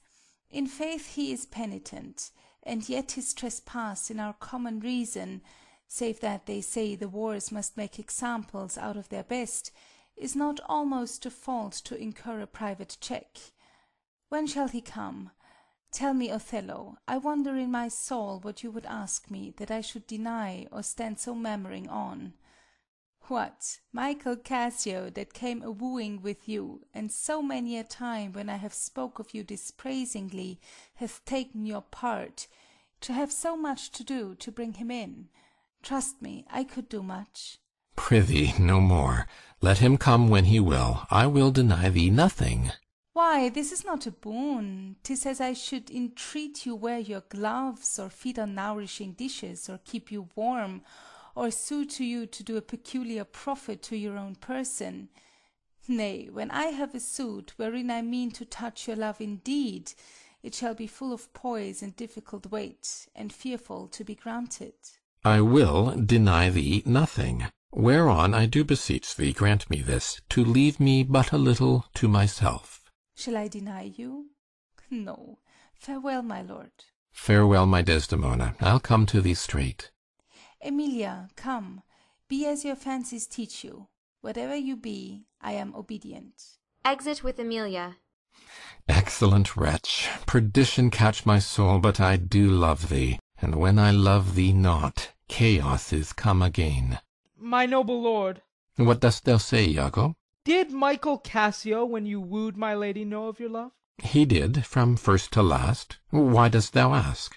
But for a satisfaction of my thought, no further harm. Why of thy thought, Iago? I did not think he had been acquainted with her. Oh, yes, and went between us very oft. Indeed. Indeed, ay, indeed. Discernest thou aught in that? Is he not honest? Honest, my lord. Honest, ay, honest. My lord, for aught I know. What dost thou think? Think, my lord? Think, my lord? By heaven, he echoes me, as if there were some monster in his thought too hideous to be shown. Thou dost mean something. I heard thee say even now thou likest not that when Cassio left my wife. What didst not like? And when I told thee he was of my counsel in my whole course of wooing, thou criedst indeed, and didst contract and purse thy brow together, as if thou then hadst shut up in thy brain some horrible conceit. If thou dost love me, show me thy thought. My lord, you know I love you. I think thou dost, and for I know thou art full of love and honesty, and weighest thy words before thou givest them breath. Therefore these stops of thine fright me the more.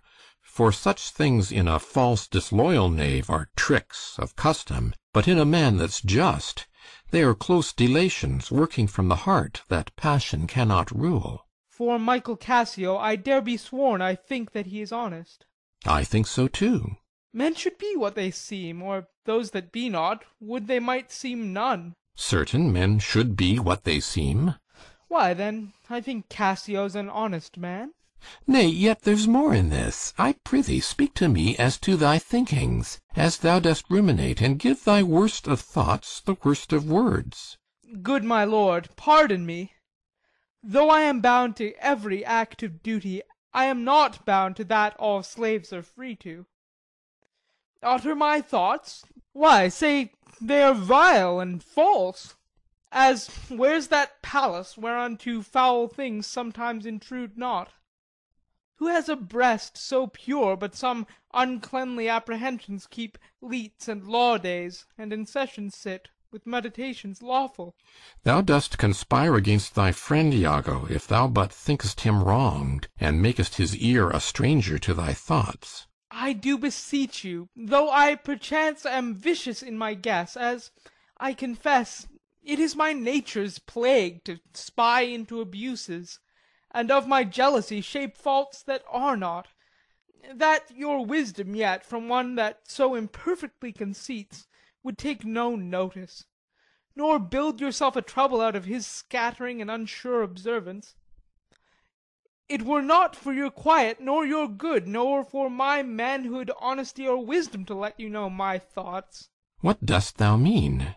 Good name, in man and woman, dear my lord, is the immediate jewel of their souls. Who steals my purse steals trash. 'Tis something, nothing. 'Twas mine, 'tis his, and has been slave to thousands. But he that filches from me my good name robs me of that which not enriches him, and makes me poor indeed. By heaven, I'll know thy thoughts. You cannot, if my heart were in your hand, nor shall not, whilst 'tis in my custody. Ha! Oh, beware, my lord, of jealousy. It is the green-eyed monster which doth mock the meat it feeds on. That cuckold lives in bliss, who, certain of his fate, loves not his wronger. But oh, what damned minutes tells he o'er, who dotes, yet doubts, suspects, yet strongly loves!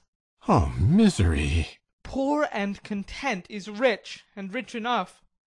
But riches finless is as poor as winter to him that ever fears he shall be poor. Good heaven, the souls of all my tribe defend from jealousy. Why is this? Thinkest thou I'd make a life of jealousy, to follow still the changes of the moon with fresh suspicions? No, to be once in doubt is once to be resolved. Exchange me for a goat when I shall turn the business of my soul to such exsufflicate and blown surmises matching thy inference. 'Tis not to make me jealous to say my wife is fair, feeds well, loves company, is free of speech, sings, plays, and dances well. Where virtue is, these are more virtuous. Nor from mine own weak merits will I draw the smallest fear or doubt of her revolt, for she had eyes, and chose me. No, Iago, I'll see before I doubt. When I doubt, prove. And on the proof, there is no more but this, away at once with love or jealousy. I am glad of it, for now I shall have reason to show the love and duty that I bear you with franker spirit. Therefore, as I am bound, receive it from me. I speak not yet of proof. Look to your wife. Observe her well with Cassio. Wear your eye thus, not jealous nor secure. I would not have your free and noble nature out of self-bounty be abused. Look to it. I know our country disposition well. In Venice they do let heaven see the pranks they dare not show their husbands. Their best conscience is not to leave undone, but keep unknown. Dost thou say so? She did deceive her father, marrying you. And when she seemed to shake and fear your looks, she loved them most. And so she did. Why, go to, then.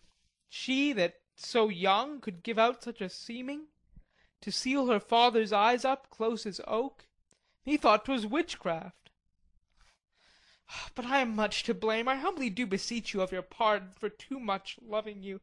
I am bound to thee forever. I see this hath a little dashed your spirits. Not a jot, not a jot. Trust me, I fear it has. I hope you will consider what is spoke comes from my love. But I do see you moved. I am to pray you not to strain my speech to grosser issues, nor to larger reach than to suspicion. I will not. Should you do so, my lord, my speech should fall into such vile success, which my thoughts aimed not. Cassio's my worthy friend. My lord, I see you're moved. No, not much moved. I do not think but Desdemona's honest. Long live she so, and long live you to think so. And yet, how nature, erring from itself. Ay, there's the point, as, to be bold with you, not to affect many proposed matches, of her own clime, complexion, and degree, whereto we see in all things nature tends. Faugh! One may smell in such a will most rank, foul disproportion, and thoughts unnatural. But pardon me, I do not in position distinctly speak of her, though I may fear her will, recoiling to her better judgment, may fail to match you with her country forms, and happily repent. Farewell, farewell. If more thou dost perceive, let me know more. Set on thy wife to observe. Leave me, Iago. Going. My lord, I take my leave. Why did I marry?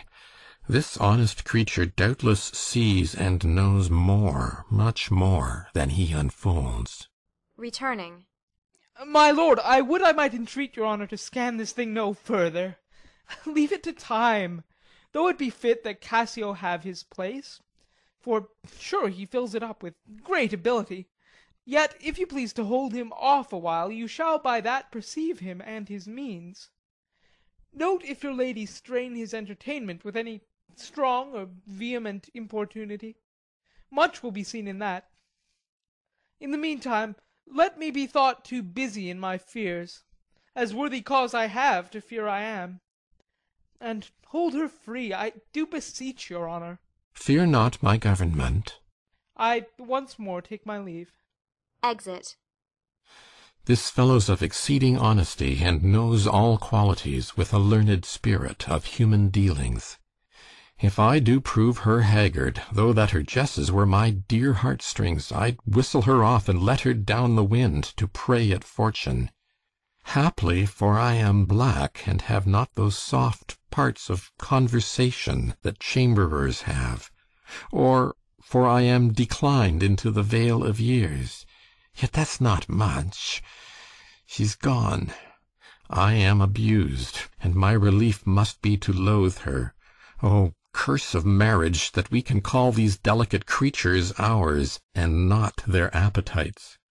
I had rather be a toad, and live upon the vapour of a dungeon, than keep a corner in the thing I love for others' uses.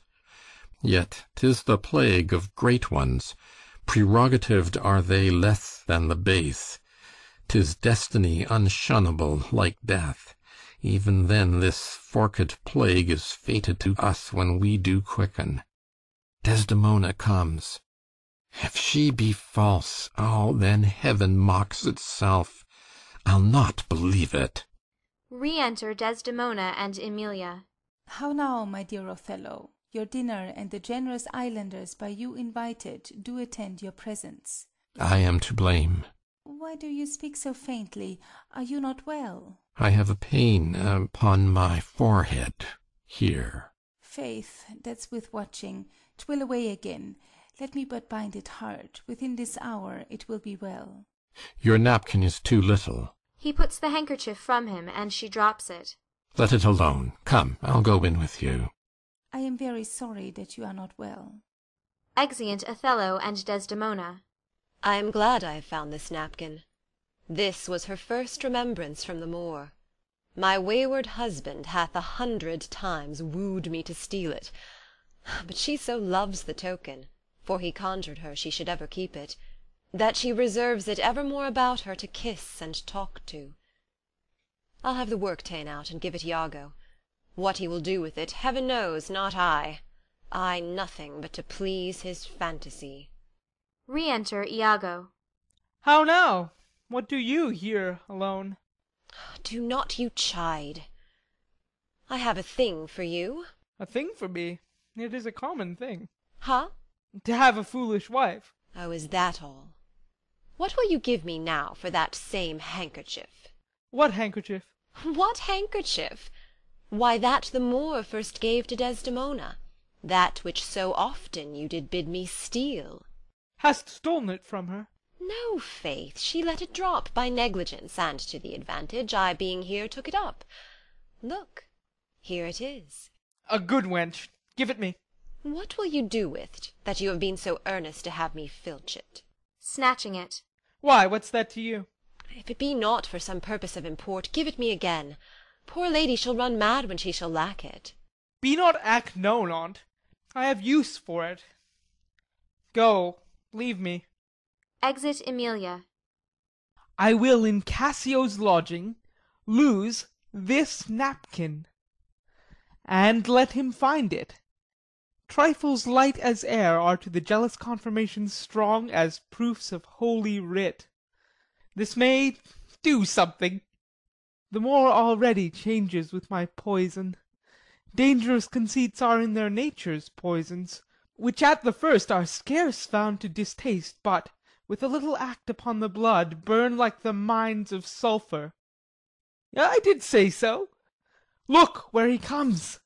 Not poppy, nor mandragora, nor all the drowsy syrups of the world shall ever medicine thee to that sweet sleep which thou owedst yesterday. Re-enter Othello. False to me. Why, how now, General? No more of that. Avaunt, begone, thou hast set me on the rack. I swear 'tis better to be much abused than but to know it a little. How now, my lord? What sense had I of her stolen hours of lust? I saw it not, thought it not, it harmed not me. I slept the next night well, was free and merry. I found not Cassio's kisses on her lips. He that is robbed, not wanting what is stolen, let him not know it, and he's not robbed at all. I am sorry to hear this. I had been happy if the general camp, pioneers and all, had tasted her sweet body, so I had nothing known.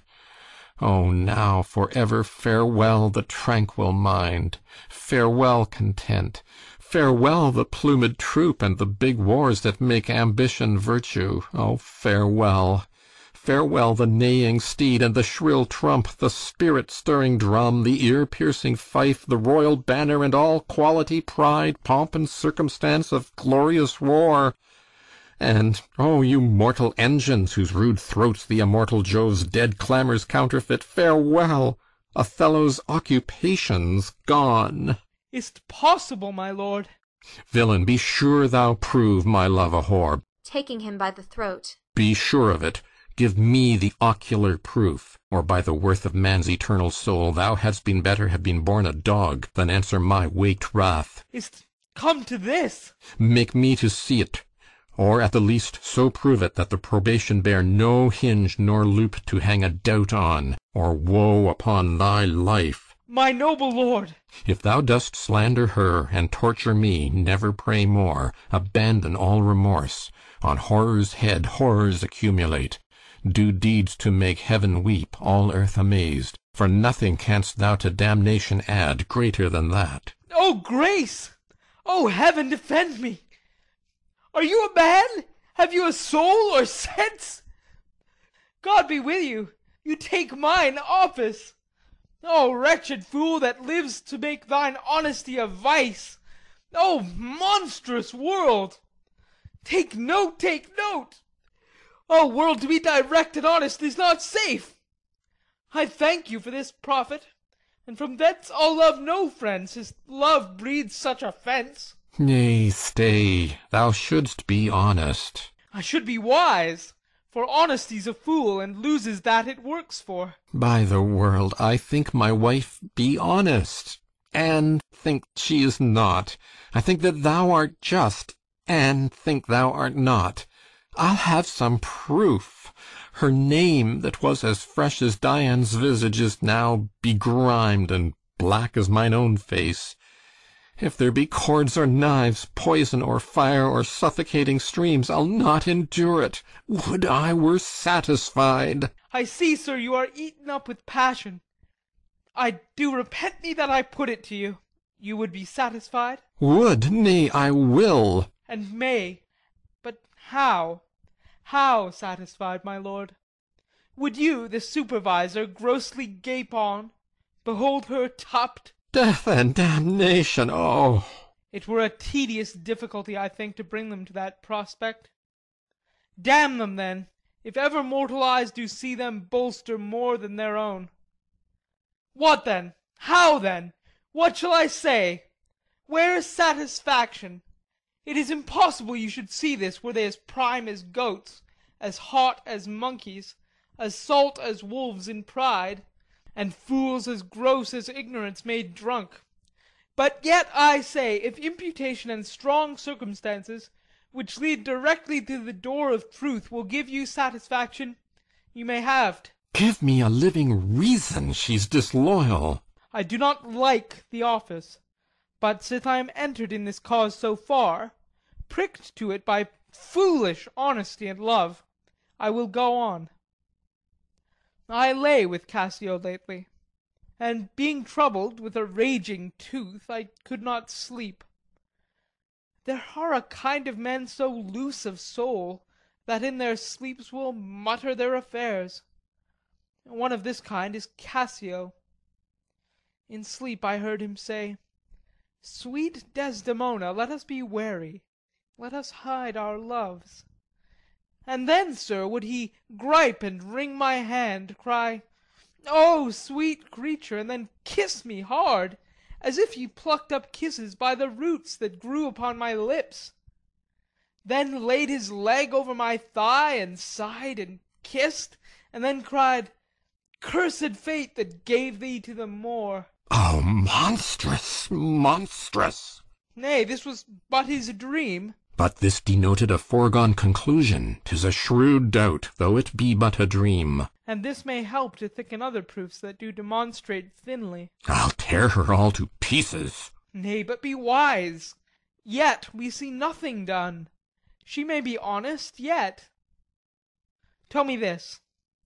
Have you not sometimes seen a handkerchief spotted with strawberries in your wife's hand? I gave her such a one. 'Twas my first gift.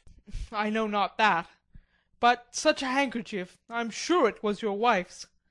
Did I to-day see Cassio wipe his beard with? If it be that... If it be that, or any that was hers, it speaks against her with the other proofs. Oh, that the slave had 40,000 lives! One is too poor, too weak for my revenge. Now do I see 'tis true. Look here, Iago, all my fond love thus do I blow to heaven. 'Tis gone. Arise, black vengeance, from thy hollow cell. Yield up, O love, thy crown and hearted throne to tyrannous hate. Swell, bosom, with thy fraught, for 'tis of aspics' tongues. Yet be content. Oh, blood, blood, blood! Patience, I say.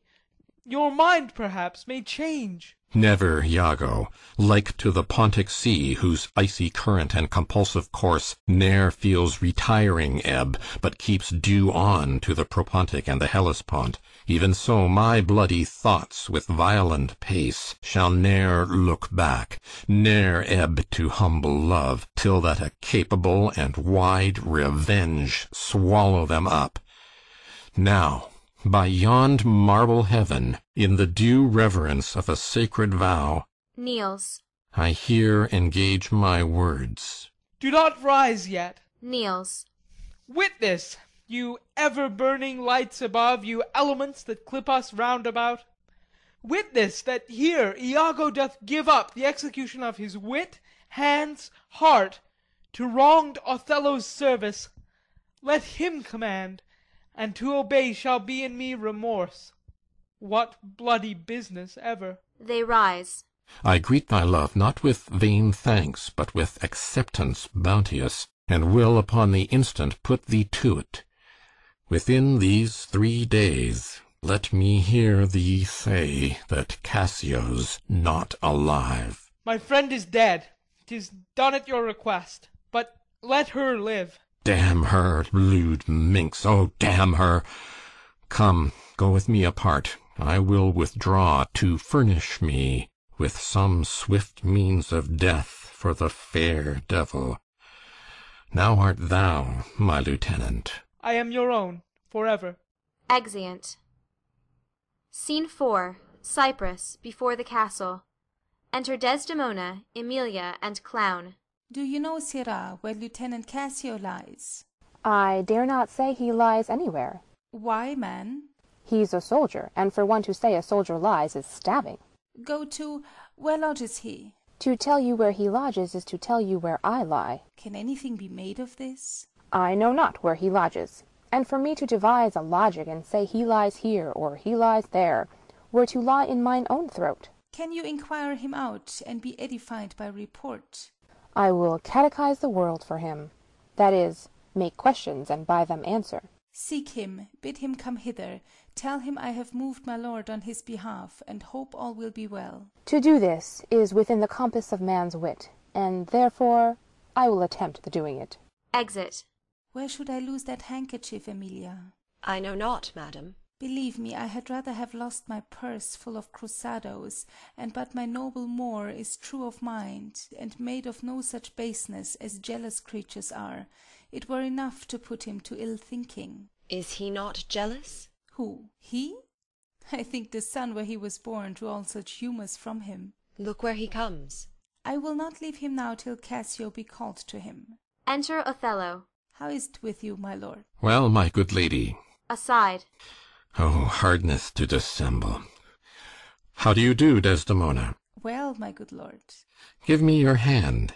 This hand is moist, my lady. It yet hath felt no age, nor known no sorrow. This argues fruitfulness and liberal heart. Hot, hot and moist. This hand of yours requires a sequester from liberty. Fasting and prayer, much castigation, exercise devout. For here's a young and sweating devil here that commonly rebels. 'Tis a good hand, a frank one. You may indeed say so, for 'twas that hand that gave away my heart. A liberal hand. The hearts of old gave hands, but our new heraldry is hands, not hearts. I cannot speak of this. Come now, your promise. What promise, Chuck? I have sent to bid Cassio come speak with you. I have a salt and sorry rheum offends me. Lend me thy handkerchief. Here, my lord. That which I gave you. I have it not about me. Not? No, faith, my lord. That is a fault. That handkerchief did an Egyptian to my mother give. She was a charmer, and could almost read the thoughts of people. She told her, while she kept it, 'twould make her amiable, and subdue my father entirely to her love. But if she lost it, or made gift of it, my father's eye should hold her loathed, and his spirits should hunt after new fancies. She, dying, gave it me, and bid me, when my fate would have me wive, to give it her. I did so, and take heed on't, make it a darling like your precious eye. To lose it, or give it away, were such perdition as nothing else could match. Is't possible? 'Tis true, there's magic in the web of it. A Sibyl that had numbered in the world the sun to course 200 compasses, in her prophetic fury sewed the work. The worms were hallowed that did breed the silk, and it was dyed in mummy, which the skilful conserved of maidens' hearts. Indeed, is true? Most veritable. Therefore look to it well. Then would to God that I had never seen it. Ha! Wherefore? Why do you speak so startlingly and rash? Is it lost? Is it gone? Speak, is it out of the way? Heaven bless us. Say you? It is not lost. But what, and if it were? How? I say it is not lost. Fetch it, let me see it. Why, so I can, sir, but I will not now. This is a trick to put me from my suit. Pray you, let Cassio be received again. Fetch me the handkerchief, my mind misgives. Come, come, you'll never meet a more sufficient man. The handkerchief. I pray, talk me of Cassio. The handkerchief. A man that all his time hath founded his good fortunes on your love, shared dangers with you. The handkerchief. In sooth, you are to blame. Away. Exit. Is not this man jealous? I ne'er saw this before. Sure there's some wonder in this handkerchief. I am most unhappy in the loss of it. 'Tis not a year or two shows us a man. They are all but stomachs, and we all but food. They eat us hungerly, and when they are full, they belch us. Look you, Cassio and my husband. Enter Cassio and Iago. There is no other way. 'Tis she must do't. And lo, the happiness! Go and importune her. How now, good Cassio? What's the news with you? Madam, my former suit. I do beseech you that by your virtuous means I may again exist and be a member of his love, whom I, with all the office of my heart, entirely honour. I would not be delayed. If my offence be of such mortal kind, that not my service past, nor present sorrows, nor purposed merit in futurity can ransom me into his love again, but to know so must be my benefit. So shall I clothe me in a forced content, and shut myself up in some other course, to fortune's alms. Alas, thrice gentle Cassio, my advocation is not now in tune. My lord is not my lord, nor should I know him were he in favour as in humour altered. So help me every spirit sanctified, as I have spoken for you all my best, and stood within the blank of his displeasure for my free speech. You must awhile be patient. What I can do, I will, and more I will than for myself I dare. Let that suffice you. Is my lord angry? He went hence but now, and certainly in strange unquietness. Can he be angry? I have seen the cannon when it hath blown his ranks into the air, and like the devil from his very arm puffed his own brother.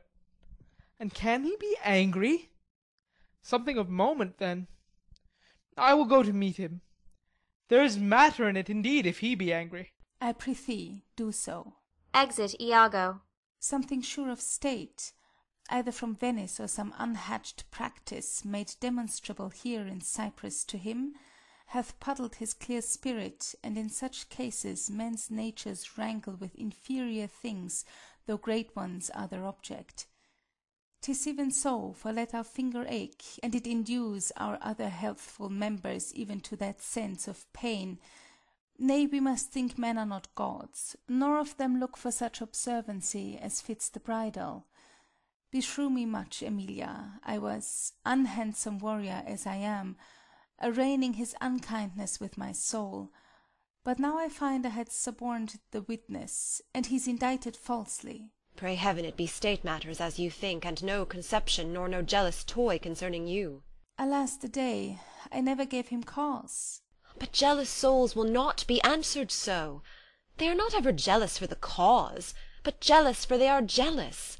'Tis a monster begot upon itself, born on itself. Heaven keep that monster from Othello's mind. Lady, amen.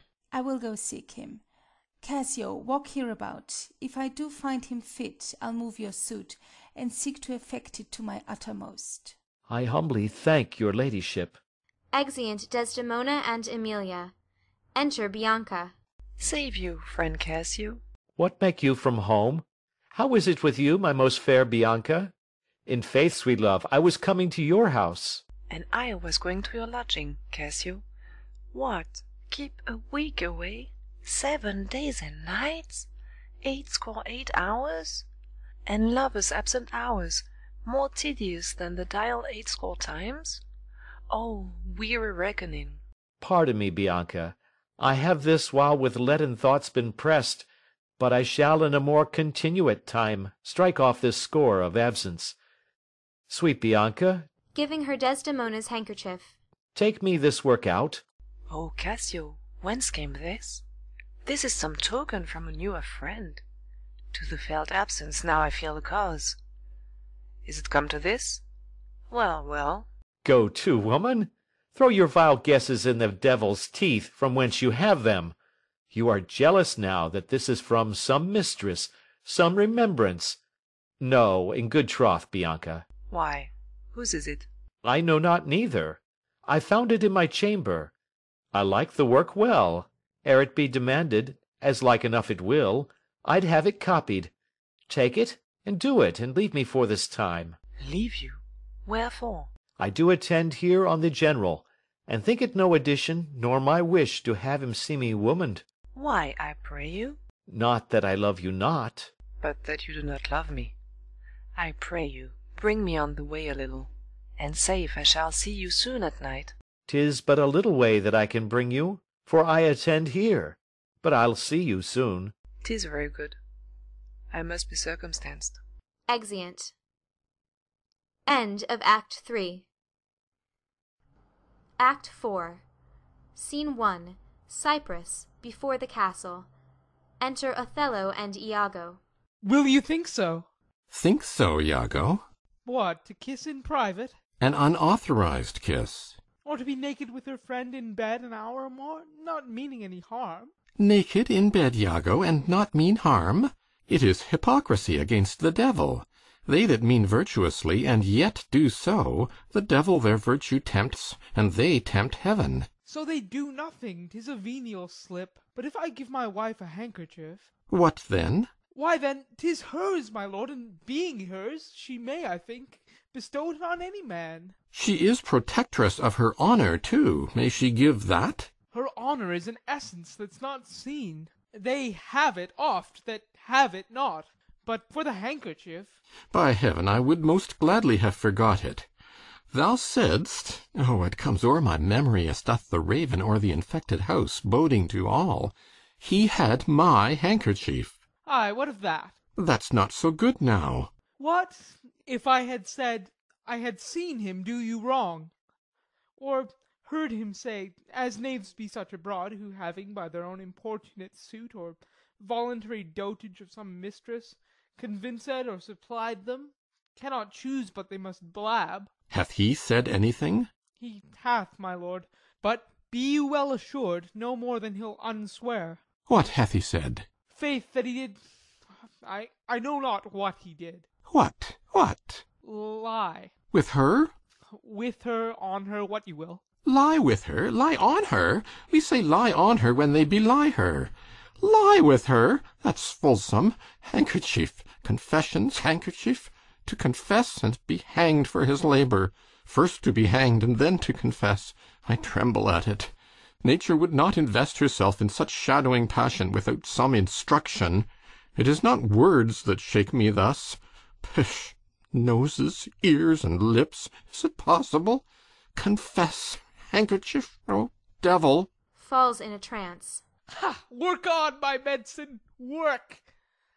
Thus credulous fools are caught, and many worthy and chaste dames even thus, all guiltless, meet reproach.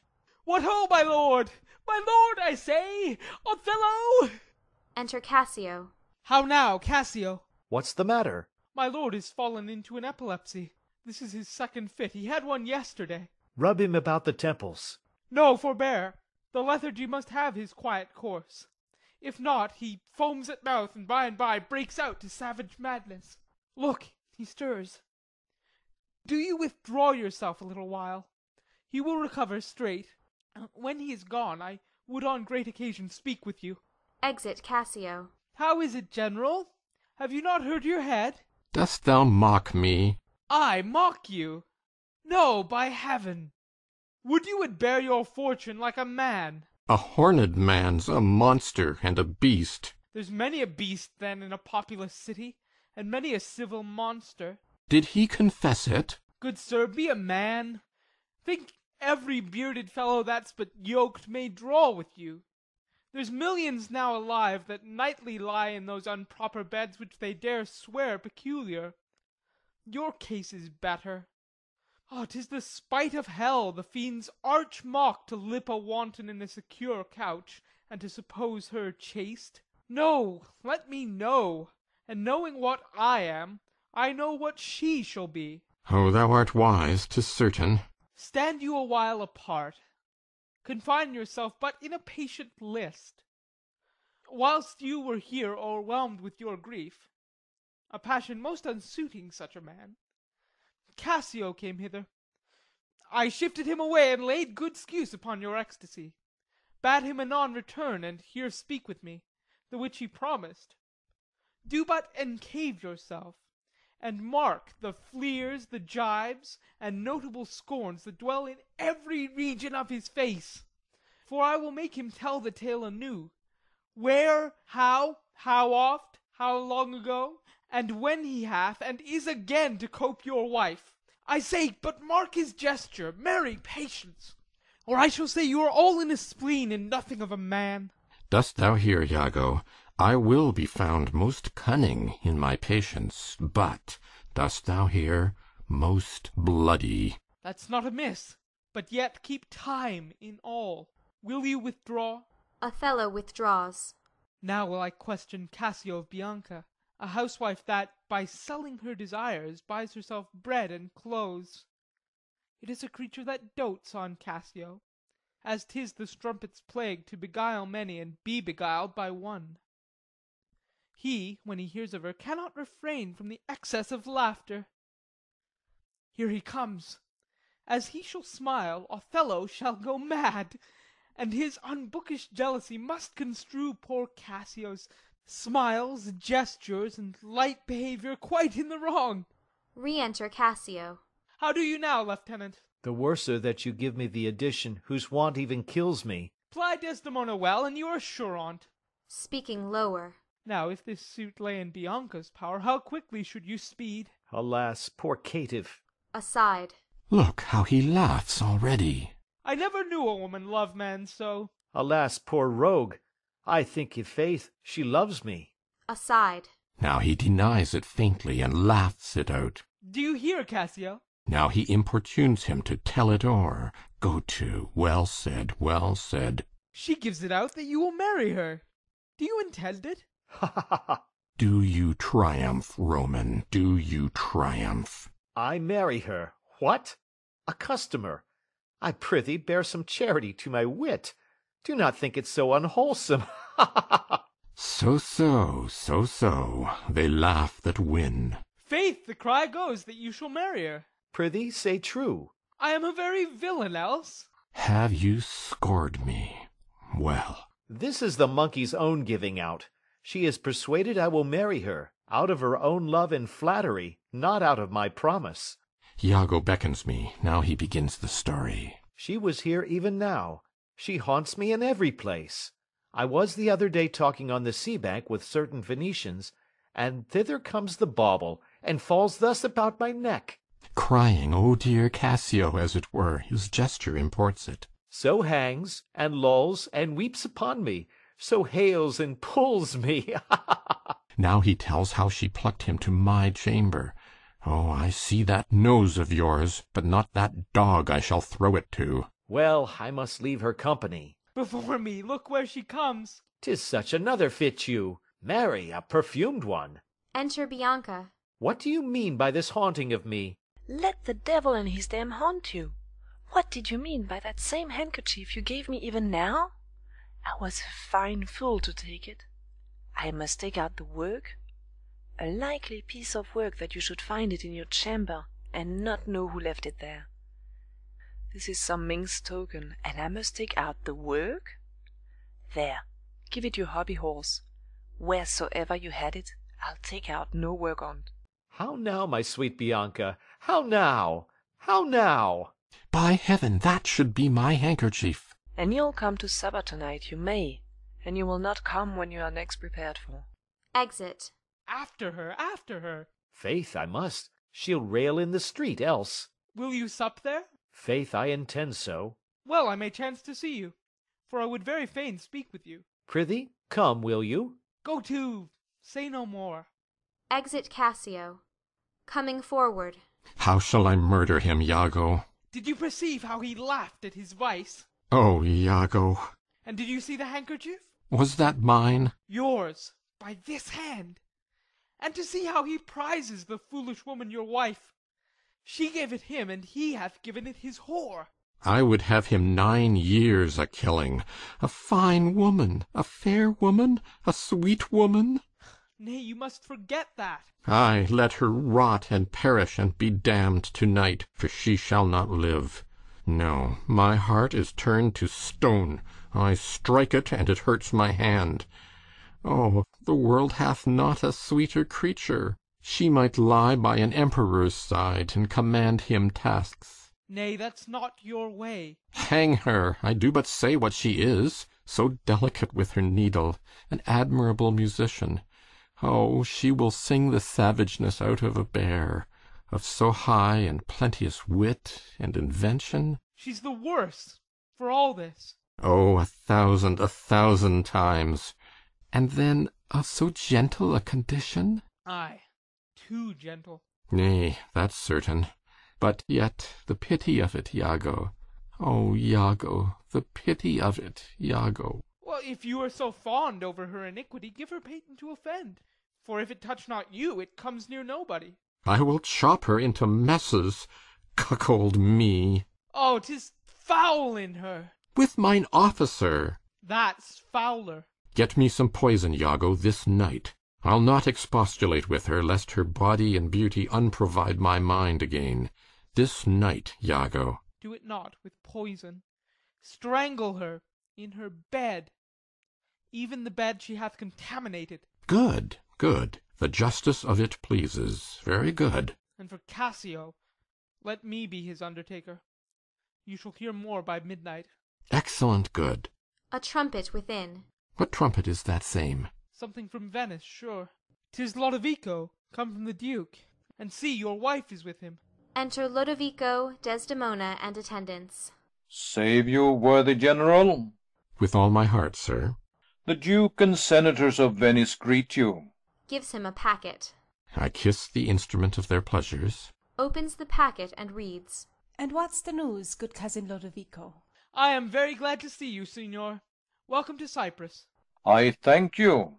How does Lieutenant Cassio? Lives, sir? Cousin, there's fallen between him and my lord an unkind breach, but you shall make all well. Are you sure of that? My lord? Reads. This fail you not to do as you will. He did not call. He's busy in the paper. Is there division twixt my lord and Cassio? A most unhappy one. I would do much to atone them for the love I bear to Cassio.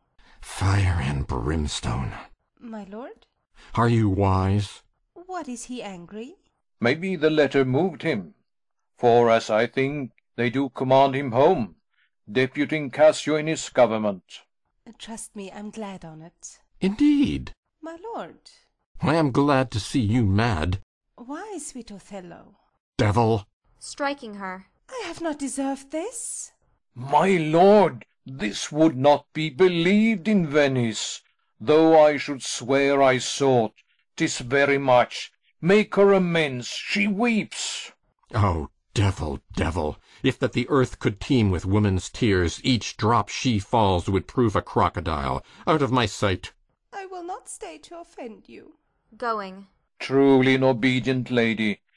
I do beseech your lordship, call her back. Mistress. My lord? What would you with her, sir? Who? I, my lord? Aye, you did wish that I would make her turn. Sir, she can turn, and yet go on, and turn again. And she can weep, sir, weep. And she's obedient, as you say, obedient, very obedient. Proceed you in your tears. Concerning this, sir, oh, well-painted passion, I am commanded home. Get you away. I'll send for you anon. Sir, I obey the mandate, and will return to Venice. Hence, avaunt! Exit Desdemona. Cassio shall have my place.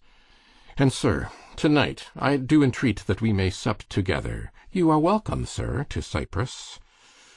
Goats and monkeys. Exit. Is this the noble Moor whom our full senate call all in all sufficient?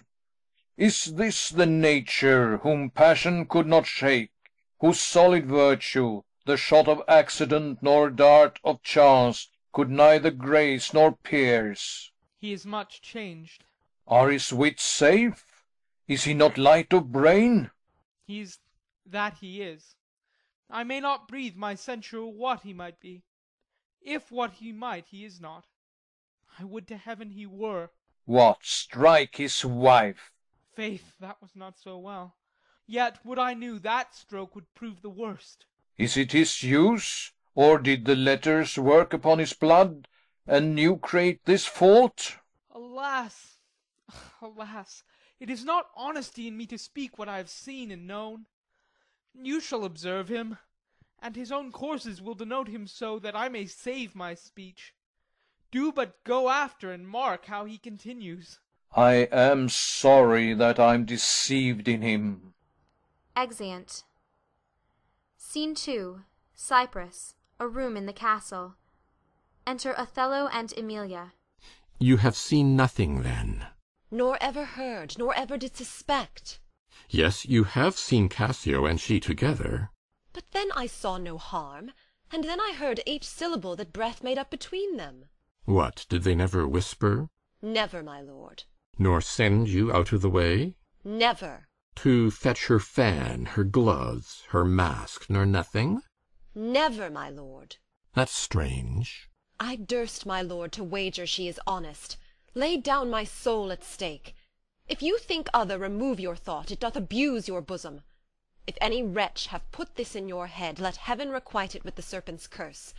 For if she be not honest, chaste, and true, there's no man happy. The purest of their wives is foul as slander. Bid her come hither. Go. Exit Emilia. She says enough, yet she's a simple bawd that cannot say as much. This is a subtle whore, a closet lock and key of villainous secrets, and yet she'll kneel and pray. I have seen her do it. Enter Emilia with Desdemona. My lord, what is your will? Pray, Chuck, come hither. What is your pleasure? Let me see your eyes. Look in my face. What horrible fancy is this? To Emilia. Some of your function, mistress. Leave procreance alone, and shut the door. Cough or cry hem if anybody come. Your mystery. Nay, dispatch. Exit Emilia. Upon my knees, what doth your speech import? I understand a fury in your words, but not the words. Why, what art thou? Your wife, my lord, your true and loyal wife. Come, swear it. Damn thyself, lest being like one of heaven, the devils themselves should fear to seize thee. Therefore be double damned. Swear thou art honest. Heaven doth truly know it. Heaven truly knows that thou art false as hell. To whom, my lord? With whom? How am I false? Oh, Desdemona, away, away, away. Alas, the heavy day! Why do you weep? Am I the motive of these tears, my lord? If haply you my father do suspect an instrument of this your calling back, lay not your blame on me. If you have lost him, why, I have lost him too. Had it pleased heaven to try me with affliction, had they rained all kinds of sores and shames on my bare head, steeped me in poverty to the very lips, given to captivity me and my utmost hopes, I should have found in some place of my soul a drop of patience. But, alas, to make me a fixed figure for the time, for scorn to point his slow, unmoving finger at. Yet could I bear that too. Well, very well, but there, where I have garnered up my heart, where either I must live or bear no life, the fountain from the which my current runs, or else dries up, to be discarded thence, or keep it as a cistern for foul toads to knot and gender in. Turn thy complexion there, Patience, thou young and rose-lipped cherubin. Ay, there, look grim as hell. I hope my noble lord esteems me honest.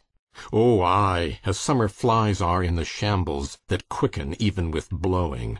O thou weed, who art so lovely fair, and smellest so sweet, that the sense aches at thee, would thou hadst ne'er been born. Alas, what ignorant sin have I committed? Was this fair paper, this most goodly book, made to write whore upon? What committed? Committed, O thou public commoner! I should make very forges of my cheeks that would to cinders burn up modesty, did I but speak thy deeds. What committed? Heaven stops the nose at it, and the moon winks. The body wind that kisses all it meets is hushed within the hollow mine of earth, and will not hear it. What committed? Impudent strumpet! By heaven, you do me wrong. Are you not a strumpet? No, as I am a Christian. If to preserve this vessel for my lord from any other foul unlawful touch be not to be a strumpet, I am none. What, not a whore? No, as I shall be saved. Is it possible? O heaven forgive us! I cry you mercy then. I took you for that cunning whore of Venice that married with Othello. You, mistress, that have the office opposite the St. Peter and keep the gate of hell. Re-enter Emilia. You. We have done our course. There's money for your pains. I pray you, turn the key and keep our counsel. Exit. Alas! What does this gentleman conceive? How do you, madam? How do you, my good lady? Faith, half asleep. Good madam, what's the matter with my lord? With who? Why, with my lord, madam. Who is thy lord? He that is yours, sweet lady. I have none. Do not talk to me, Emilia. I cannot weep, nor answer have I none, but what should go by water. Prithee, to-night lay on my bed my wedding sheets, remember, and call thy husband hither. Here's a change indeed. Exit. 'Tis meet I should be used so, very meet. How have I been behaved, that he might stick the smallest opinion on my last misuse? Re-enter Emilia with Iago. What is your pleasure, madam? How is't with you? I cannot tell. Those that do teach young babes do it with gentle means and easy tasks. He might have chid me so, for in good faith I am a child to chiding. What's the matter, lady? Alas, Iago, my lord hath so behor'd her, thrown such despite and heavy terms upon her as true hearts cannot bear. Am I that name, Iago? What name, fair lady? Such as she says my lord did say I was. He called her whore. A beggar in his drink could not have laid such terms upon his callet. Why did he so? I do not know. I am sure I am none such. Do not weep, do not weep. Alas the day. Oh, hath she forsook so many noble matches, her father and her country and her friends, to be called whore? Would it not make one weep? It is my wretched fortune. Beshrew him for't! How comes this trick upon him? Nay, heaven doth know. I will be hanged, if some eternal villain, some busy and insinuating rogue, some cogging, cozening slave, to get some office, have not devised this slander. I'll be hanged else. Fie, there is no such man. It is impossible. If any such there be, heaven pardon him. A halter pardon him, and hell gnaw his bones. Why should he call her whore? Who keeps her company? What place, what time, what form, what likelihood? The more's abused by some most villainous knave, some base, notorious knave, some scurvy fellow. O heaven, that such companions thou'dst unfold, and put in every honest hand a whip to lash the rascals naked through the world, even from the east to the west. Speak within the door. O fie upon them! Some such squire he was that turned your wit the seamy side without, and made you to suspect me with the more. You are a fool. Go to. Alas, Iago, what shall I do to win my lord again? Good friend, go to him, for by this light of heaven I know not how I lost him. Here I kneel. If e'er my will did trespass gainst his love, either in discourse of thought or actual deed, or that mine eyes, mine ears, or any sense delighted them in any other form, or that I do not yet, and ever did, and ever will, though he do shake me off to beggarly divorcement, love him dearly, comfort forswear me. Unkindness may do much, and his unkindness may defeat my life, but never taint my love. I cannot say whore. It does abhor me now I speak the word, to do the act that might the addition earn, not the world's mass of vanity could make me. I pray you be content. 'Tis but his humour. The business of the state does him some offence, and he does chide with you. If 'twere no other? 'Tis but so, I warrant. Trumpets within. Hark, how these instruments summon to supper. The messengers of Venice stay the meat. Go in and weep not. All things shall be well. Exeunt Desdemona and Emilia. Enter Roderigo. How now, Roderigo? I do not find that thou dealest justly with me. What in the contrary? Every day thou daftest me with some device, Iago, and rather, as it seems to me now, keepest from me all conveniency, than suppliest me with the least advantage of hope. I will indeed no longer endure it, nor am I yet persuaded to put up in peace what I have already foolishly suffered. Will you hear me, Roderigo? Faith, I have heard too much, for your words and performances are no kin together. You charge me most unjustly. With naught but truth. I have wasted myself out of my means, The jewels you have had for me to deliver to Desdemona would have half corrupted a votarist. You have told me she hath received them, and returned to me expectations and comforts of sudden respect and acquaintance. But I find none. Well, go to. Very well. Very well. Go to. I cannot go to, man, nor 'tis not very well. Nay, I say, 'tis very scurvy, and begin to find myself bobbed in it. Very well. I tell you, 'tis not very well. I will make myself known to Desdemona. If she will return me my jewels, I will give over my suit, and repent my unlawful solicitation. If not, assure yourself I will seek satisfaction of you. You have said now. Ay, and said nothing but what I protest intendment of doing. Why, now I see there's metal in thee, and even from this instant do build on thee a better opinion than ever before. Give me thy hand, Roderigo. Thou hast taken against me a most just exception, but yet I protest, and have dealt most directly in thy affair. It hath not appeared. I grant, indeed, it hath not appeared, and your suspicion is not without wit and judgment. But, Roderigo, if thou hast that in thee indeed, which I have greater reason to believe now than ever, I mean purpose, courage, and valour, this night show it. If thou the next night following enjoy not Desdemona, take me from this world with treachery, and devise engines for my life.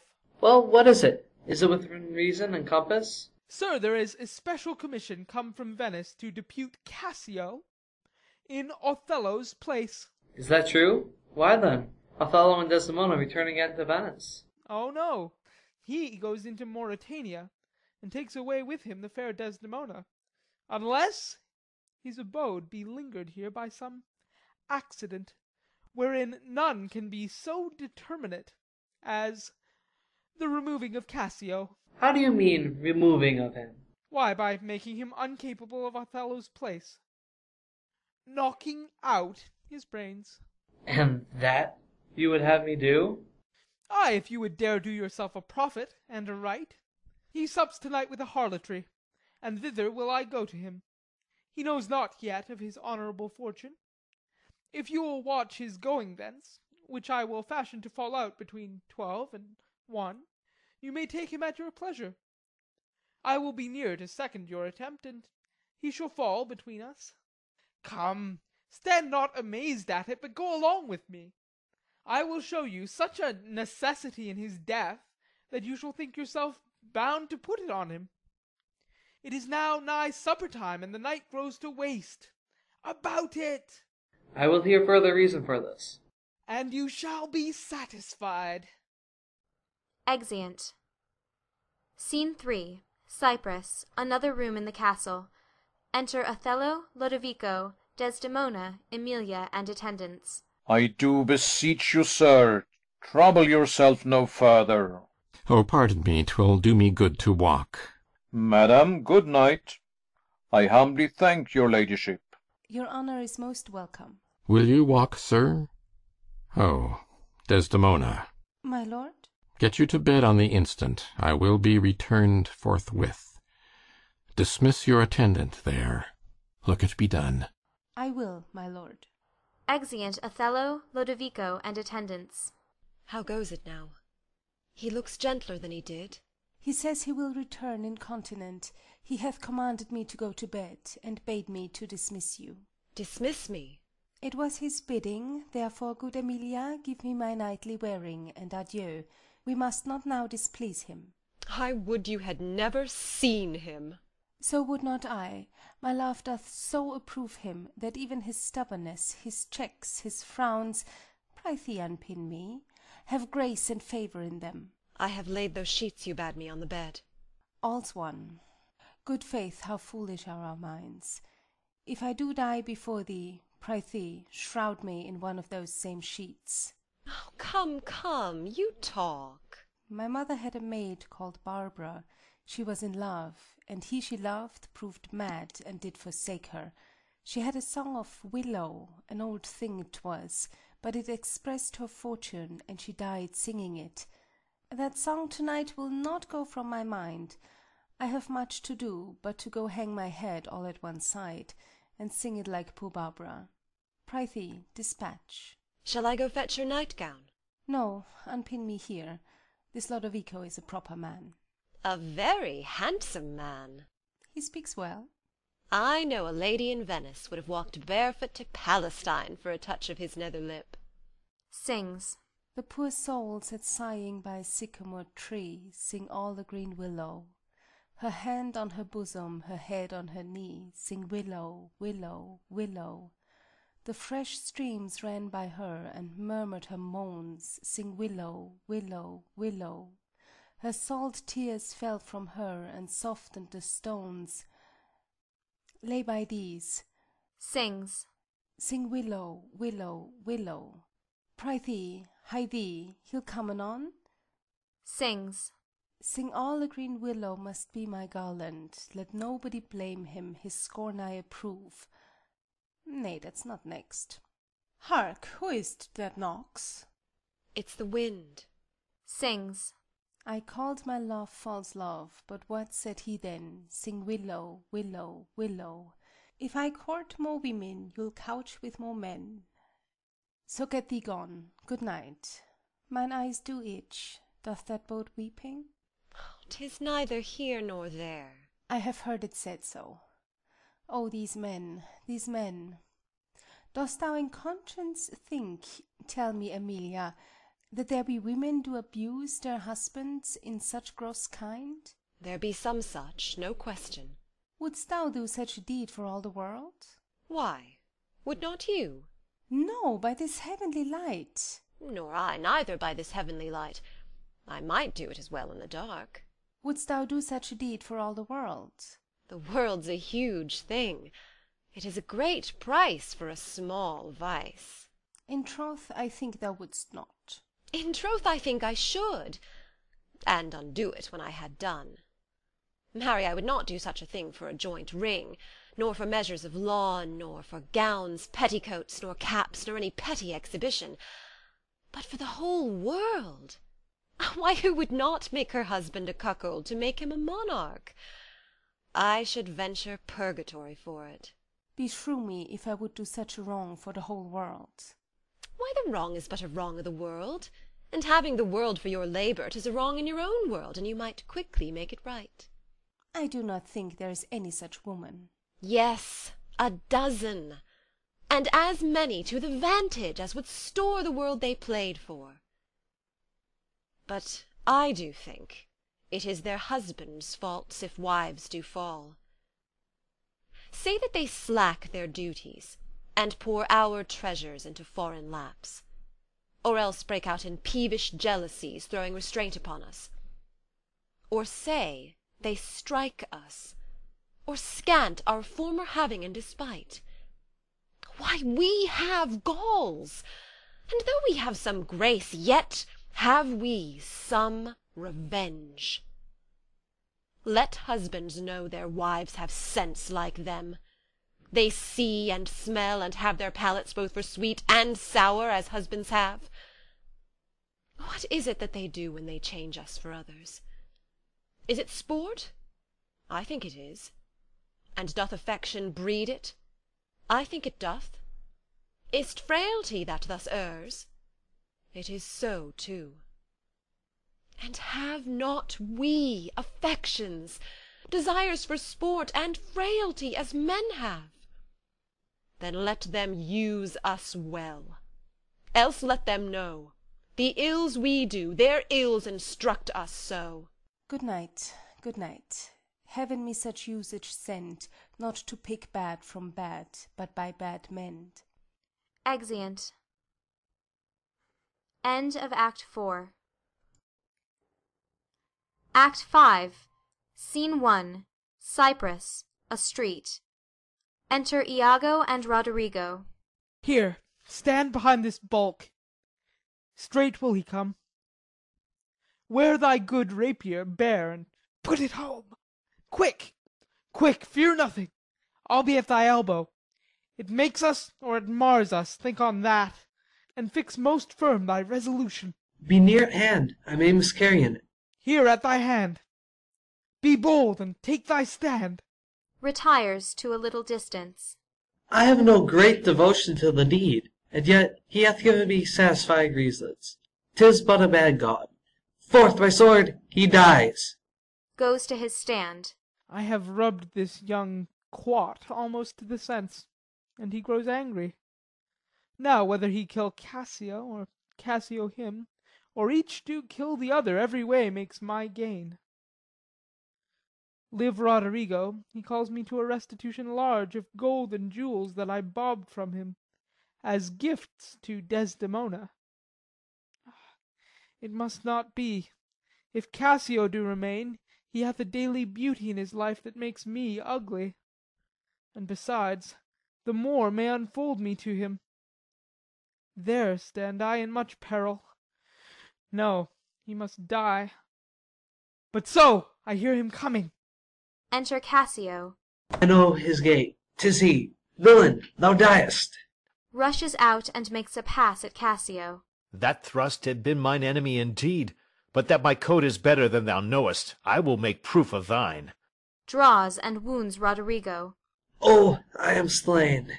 Iago rushes from his post, cuts Cassio behind in the leg, and exit. I am maimed forever. Help, ho! Murder, murder! Falls.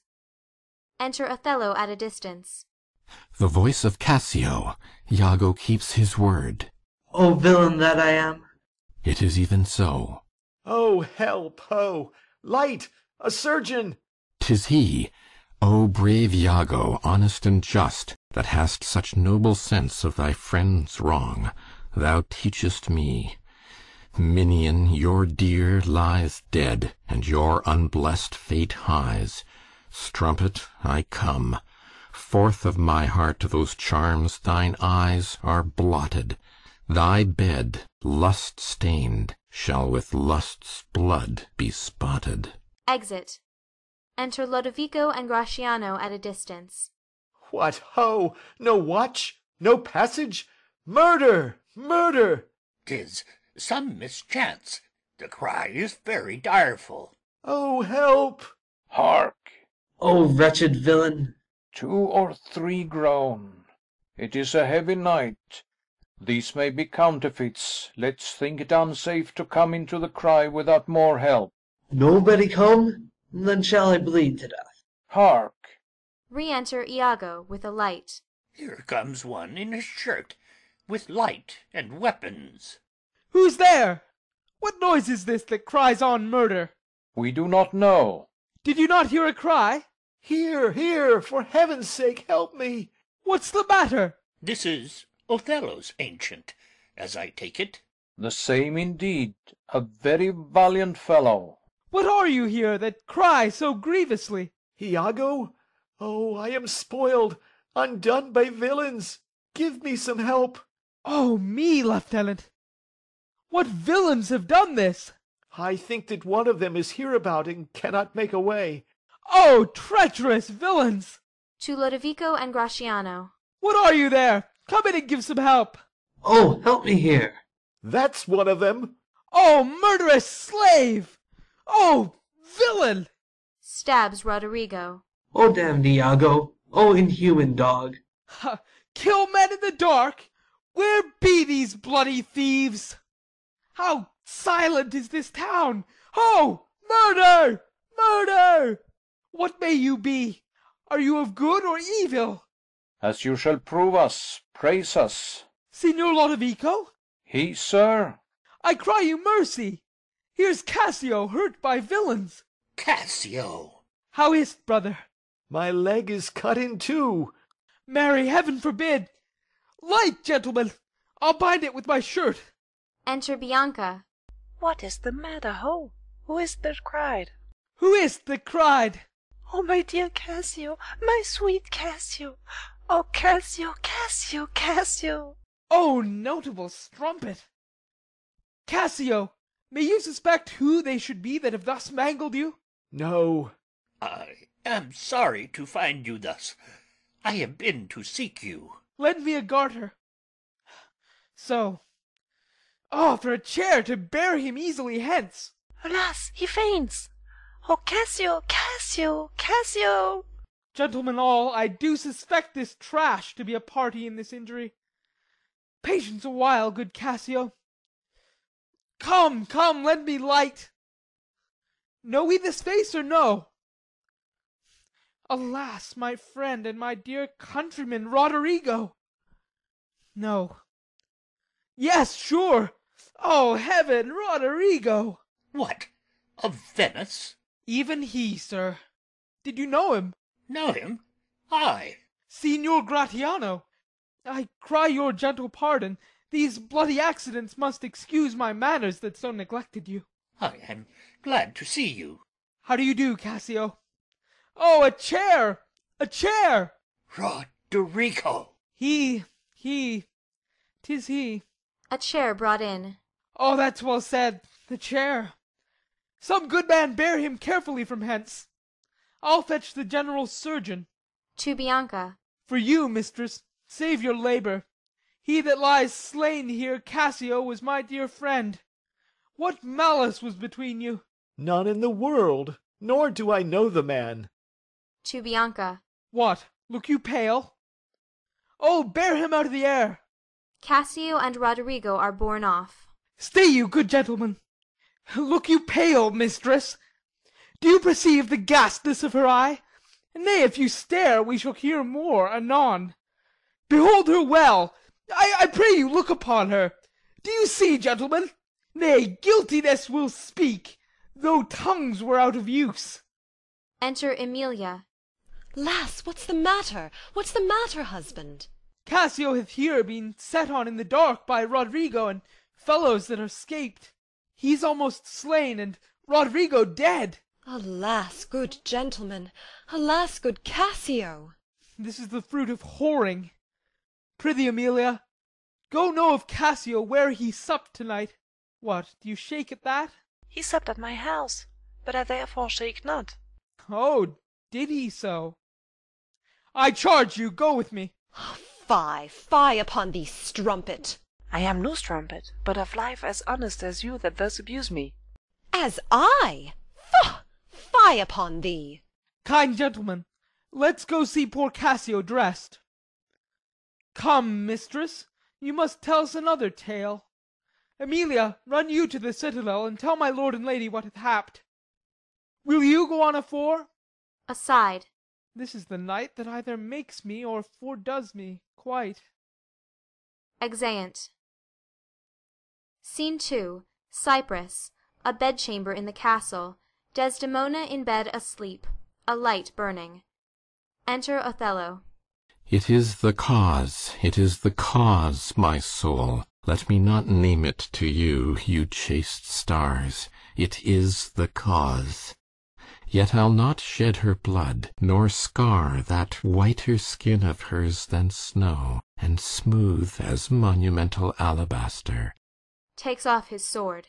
Yet she must die, else she'll betray more men. Put out the light, and then put out the light. If I quench thee, thou flaming minister, I can again thy former light restore, should I repent me. But once put out thy light, thou cunning'st pattern of excelling nature, I know not where is that Promethean heat that can thy light relume.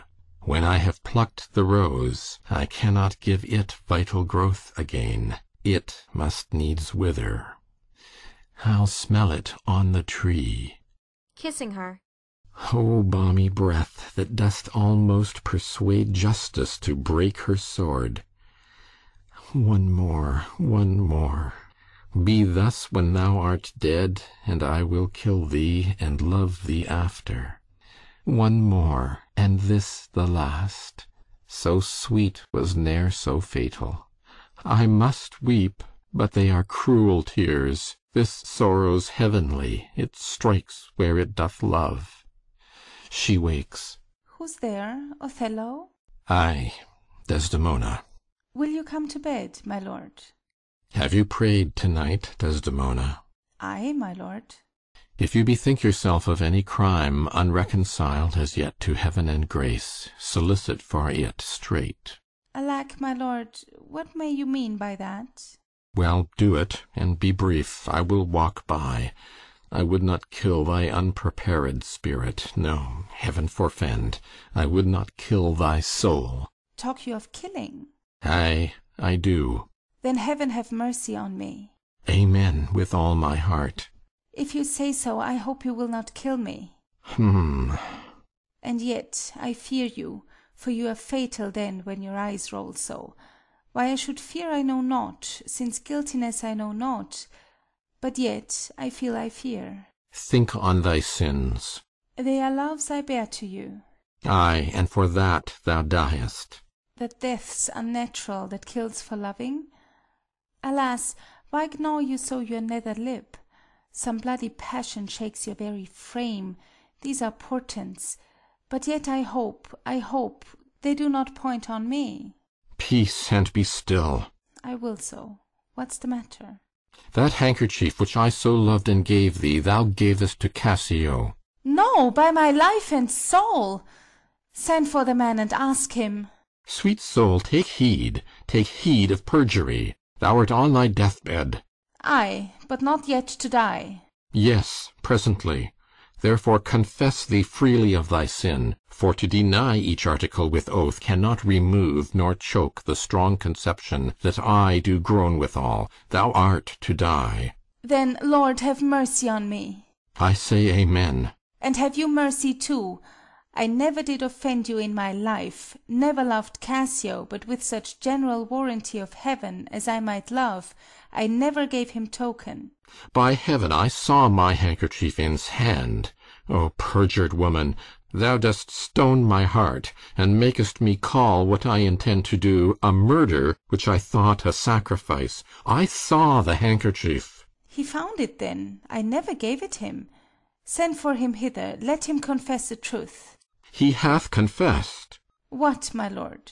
That he hath used thee. How? Unlawfully? Aye. He will not say so. No, his mouth is stopped. Honest Iago has ta'en order for it. Oh, my fear interprets. What, is he dead?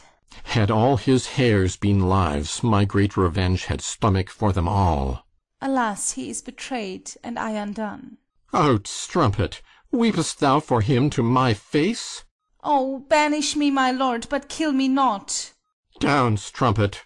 Kill me tomorrow, let me live tonight. Nay, if you strive. But half an hour. Being done, there is no pause. But while I say one prayer. It is too late. Smothers her. Within. My lord! My lord! What ho! My lord! My lord! What noise is this? Not dead, not yet quite dead. I that am cruel am yet merciful. I would not have thee linger in thy pain. So.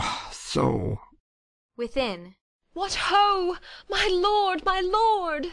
Who's there? Within. Oh, good my lord, I would speak a word with you. Yes, 'tis Amelia. By and by. She's dead. 'Tis like she comes to speak of Cassio's death. The noise was high. Ha! No more moving. Still as the grave. Shall she come in? Were't good? I think she stirs again. No. What's best to do? If she come in, she'll sure speak to my wife. My wife. My wife. What wife? I have no wife. Oh, insupportable. Oh, heavy hour. Methinks it should now be a huge eclipse of sun and moon, and that the affrighted globe should yawn at alteration. Within. I do beseech you that I may speak with you, O good my lord. I had forgot thee. Oh, come in, Amelia. Soft, by and by. Let me the curtains draw. Where art thou? Unlocks the door. Enter Amelia. What's the matter with thee now? Oh, my good lord, yonder's foul murder's done. What, now? But now, my lord. It is the very error of the moon. She comes more nearer earth than she was wont, and makes men mad. Cassio, my lord, hath killed a young Venetian called Roderigo. Roderigo killed, and Cassio killed. No, Cassio is not killed. Not Cassio killed? Then murder's out of tune, and sweet revenge grows harsh. Oh, falsely murdered. Alas, what cry is that? That? What? Out, and alas, that was my lady's voice. Help! Help, ho, help! O lady, speak again. Sweet Desdemona, sweet mistress, speak. A guiltless death I die. Oh, who hath done this deed? Nobody. I myself. Farewell. Commend me to my kind lord. Oh, farewell. Dies. Why, how should she be murdered? Alas, who knows? You heard her say herself it was not I. She said so. I must needs report the truth. She is like a liar gone to burning hell. 'Twas I that killed her. Oh, the more angel she, and you the blacker devil. She turned to folly, and she was a whore. Thou dost belie her, and thou art a devil. She was false as water. Thou art as rash as fire to say that she was false. Oh, she was heavenly true. Cassio did top her. Ask thy husband else. Oh, I were damned beneath all depth in hell, but that I did proceed upon just grounds to this extremity. Thy husband knew it all. My husband? Thy husband. That she was false to wedlock. Ay, with Cassio.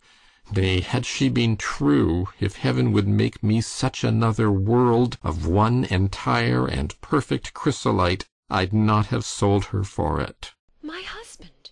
Ay, 'twas he that told me first. An honest man he is, and hates the slime that sticks on filthy deeds. My husband! What needs this iterance, woman? I say thy husband. Oh, mistress, villainy hath made mocks with love. My husband say that she was false. He, woman, I say thy husband. Dost understand the word? My friend, thy husband, honest Iago. If he say so, may his pernicious soul rot half a grain a day. He lies to the heart. She was too fond of her most filthy bargain. Ha? Do thy worst. This deed of thine is no more worthy heaven than thou wast worthy her. Peace, you were best. Thou hast not half that power to do me harm as I have to be hurt. O gull, O dolt, as ignorant as dirt! Thou hast done a deed. I care not for thy sword. I'll make thee known, though I lost 20 lives. Help! Help! Ho! Help! The Moor hast killed my mistress. Murder! Murder! Enter Montano, Gratiano, and Iago. What's the matter? How now, General? Oh, are you come, Iago? You have done well that men must lay their murders on your neck. What 'tis the matter? Disprove this villain if thou be'st a man. He says thou toldst him that his wife was false. I know thou didst not. Thou art not such a villain. Speak, for my heart is full. I told him what I thought, and told no more than what he found himself was apt and true. But did you ever tell him she was false? I did. You told a lie. An odious, damned lie, upon my soul, a lie, a wicked lie. She false with Cassio. Did you say with Cassio? With Cassio, mistress. Go to, charm your tongue. I will not charm my tongue. I am bound to speak. My mistress here lies murdered in her bed, and your reports have set the murder on. Nay, stare not, masters, it is true indeed. 'Tis a strange truth. Oh, monstrous act! Villainy, villainy, villainy. I think upon't, I think, I smell it. Oh, villainy! I thought so then. I'll kill myself for grief. Oh, villainy, villainy! What, are you mad? I charge you, get you home. Good gentlemen, let me have leave to speak. 'Tis proper I obey him, but not now. Perchance, Iago, I will ne'er go home. Oh, ho, ho. Hanging over his wife. Nay, lay thee down and roar, for thou hast killed the sweetest innocent that e'er did lift up eye. Rising. Oh, she was foul.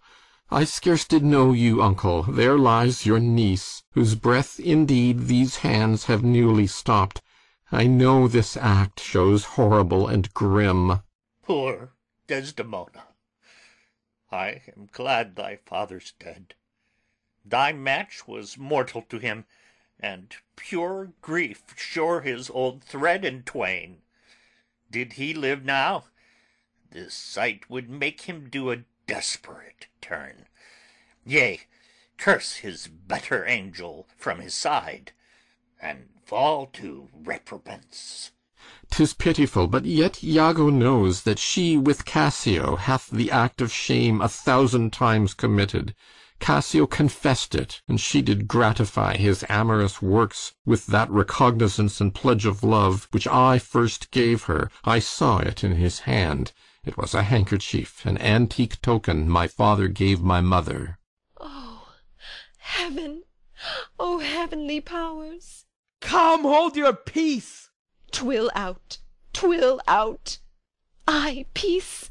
No, I will speak as liberal as the North. Let heaven and men and devils, let them all cry shame against me, yet I'll speak. Be wise and get you home. I will not. Iago offers to stab his wife. Fie! Your sword upon a woman? Oh, thou dull Moor! That handkerchief thou speak'st of I found by fortune, and did give my husband.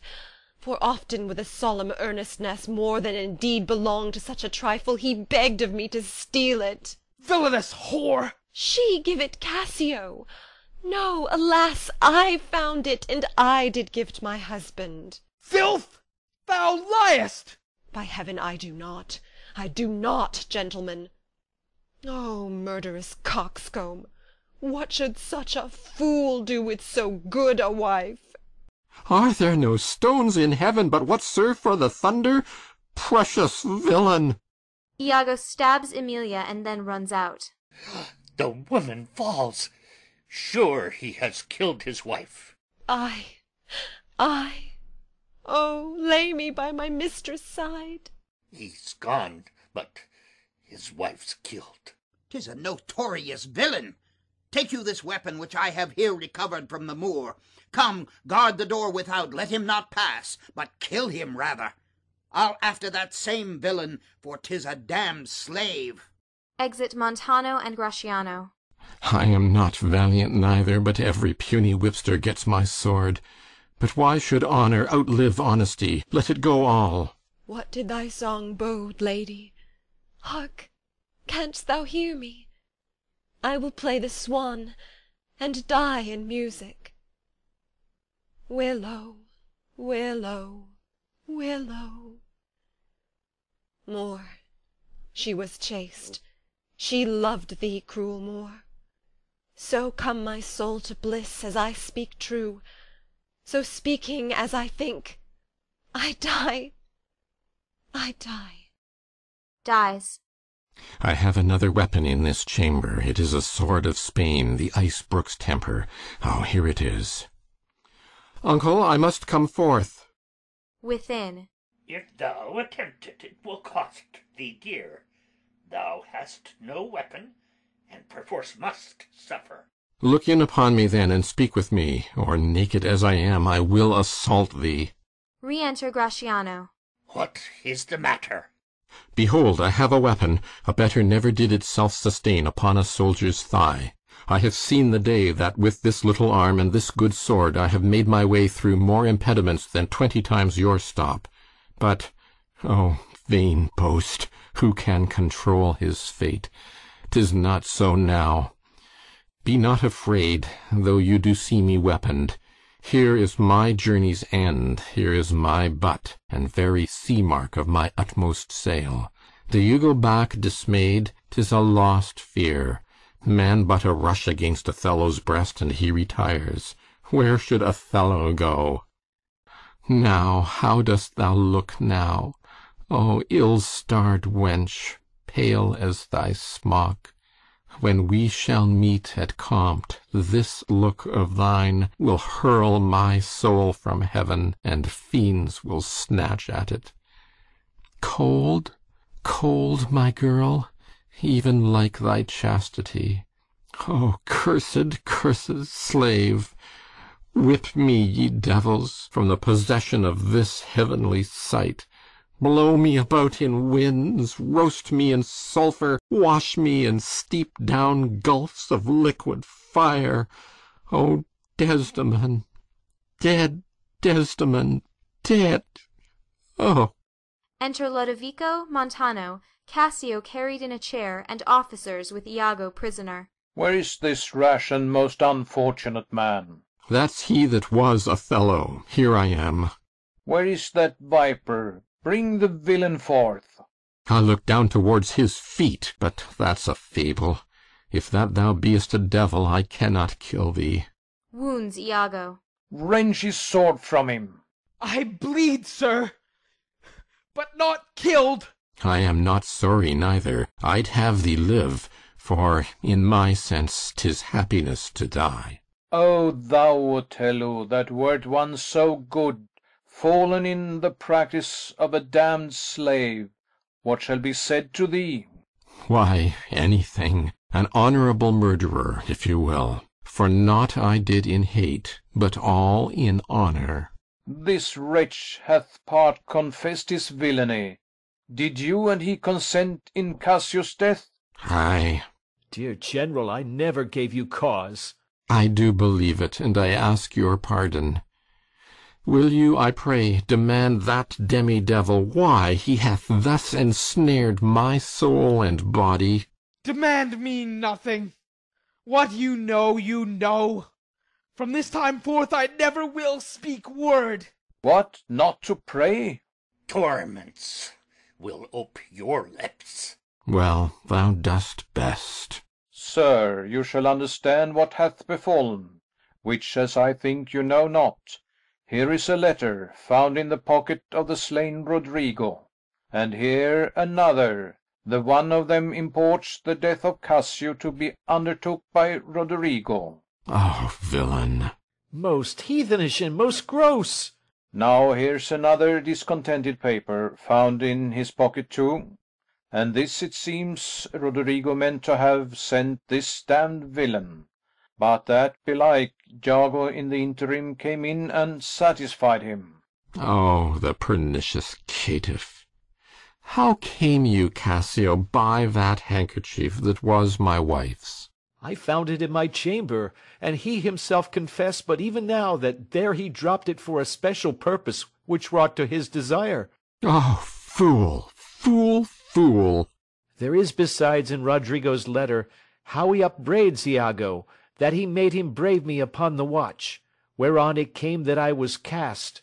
And even but now he spake, after long seeming dead. Iago hurt him, Iago set him on. You must forsake this room and go with us. Your power and your command is taken off, and Cassio rules in Cyprus. For this slave, if there be any cunning cruelty that can torment him much and hold him long, it shall be his. You shall close prison arrest, till that the nature of your fault be known to the Venetian state. Come, bring away. Soft you, a word or two before you go. I have done the state some service, and they know it. No more of that. I pray you, in your letters, when you shall these unlucky deeds relate, speak of me as I am. Nothing extenuate, nor set down aught in malice. Then must you speak of one that loved not wisely, but too well. Of one not easily jealous, but being wrought, perplexed in the extreme. Of one whose hand, like the base Judean, threw a pearl away, richer than all his tribe. Of one whose subdued eyes, albeit unused to the melting mood, drop tears as fast as the Arabian trees their medicinal gum.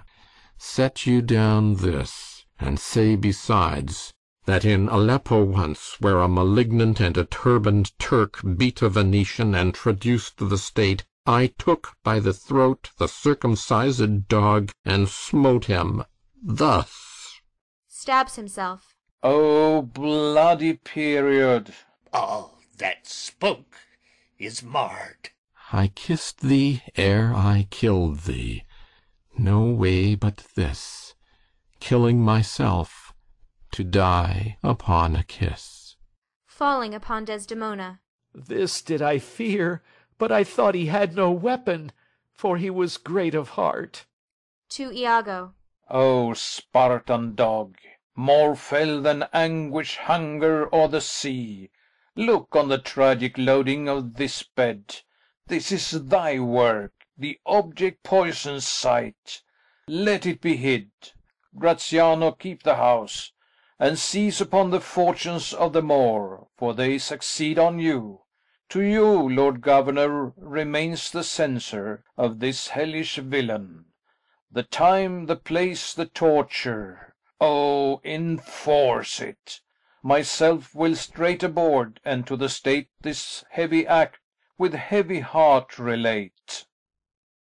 Exeunt. End of Act 5.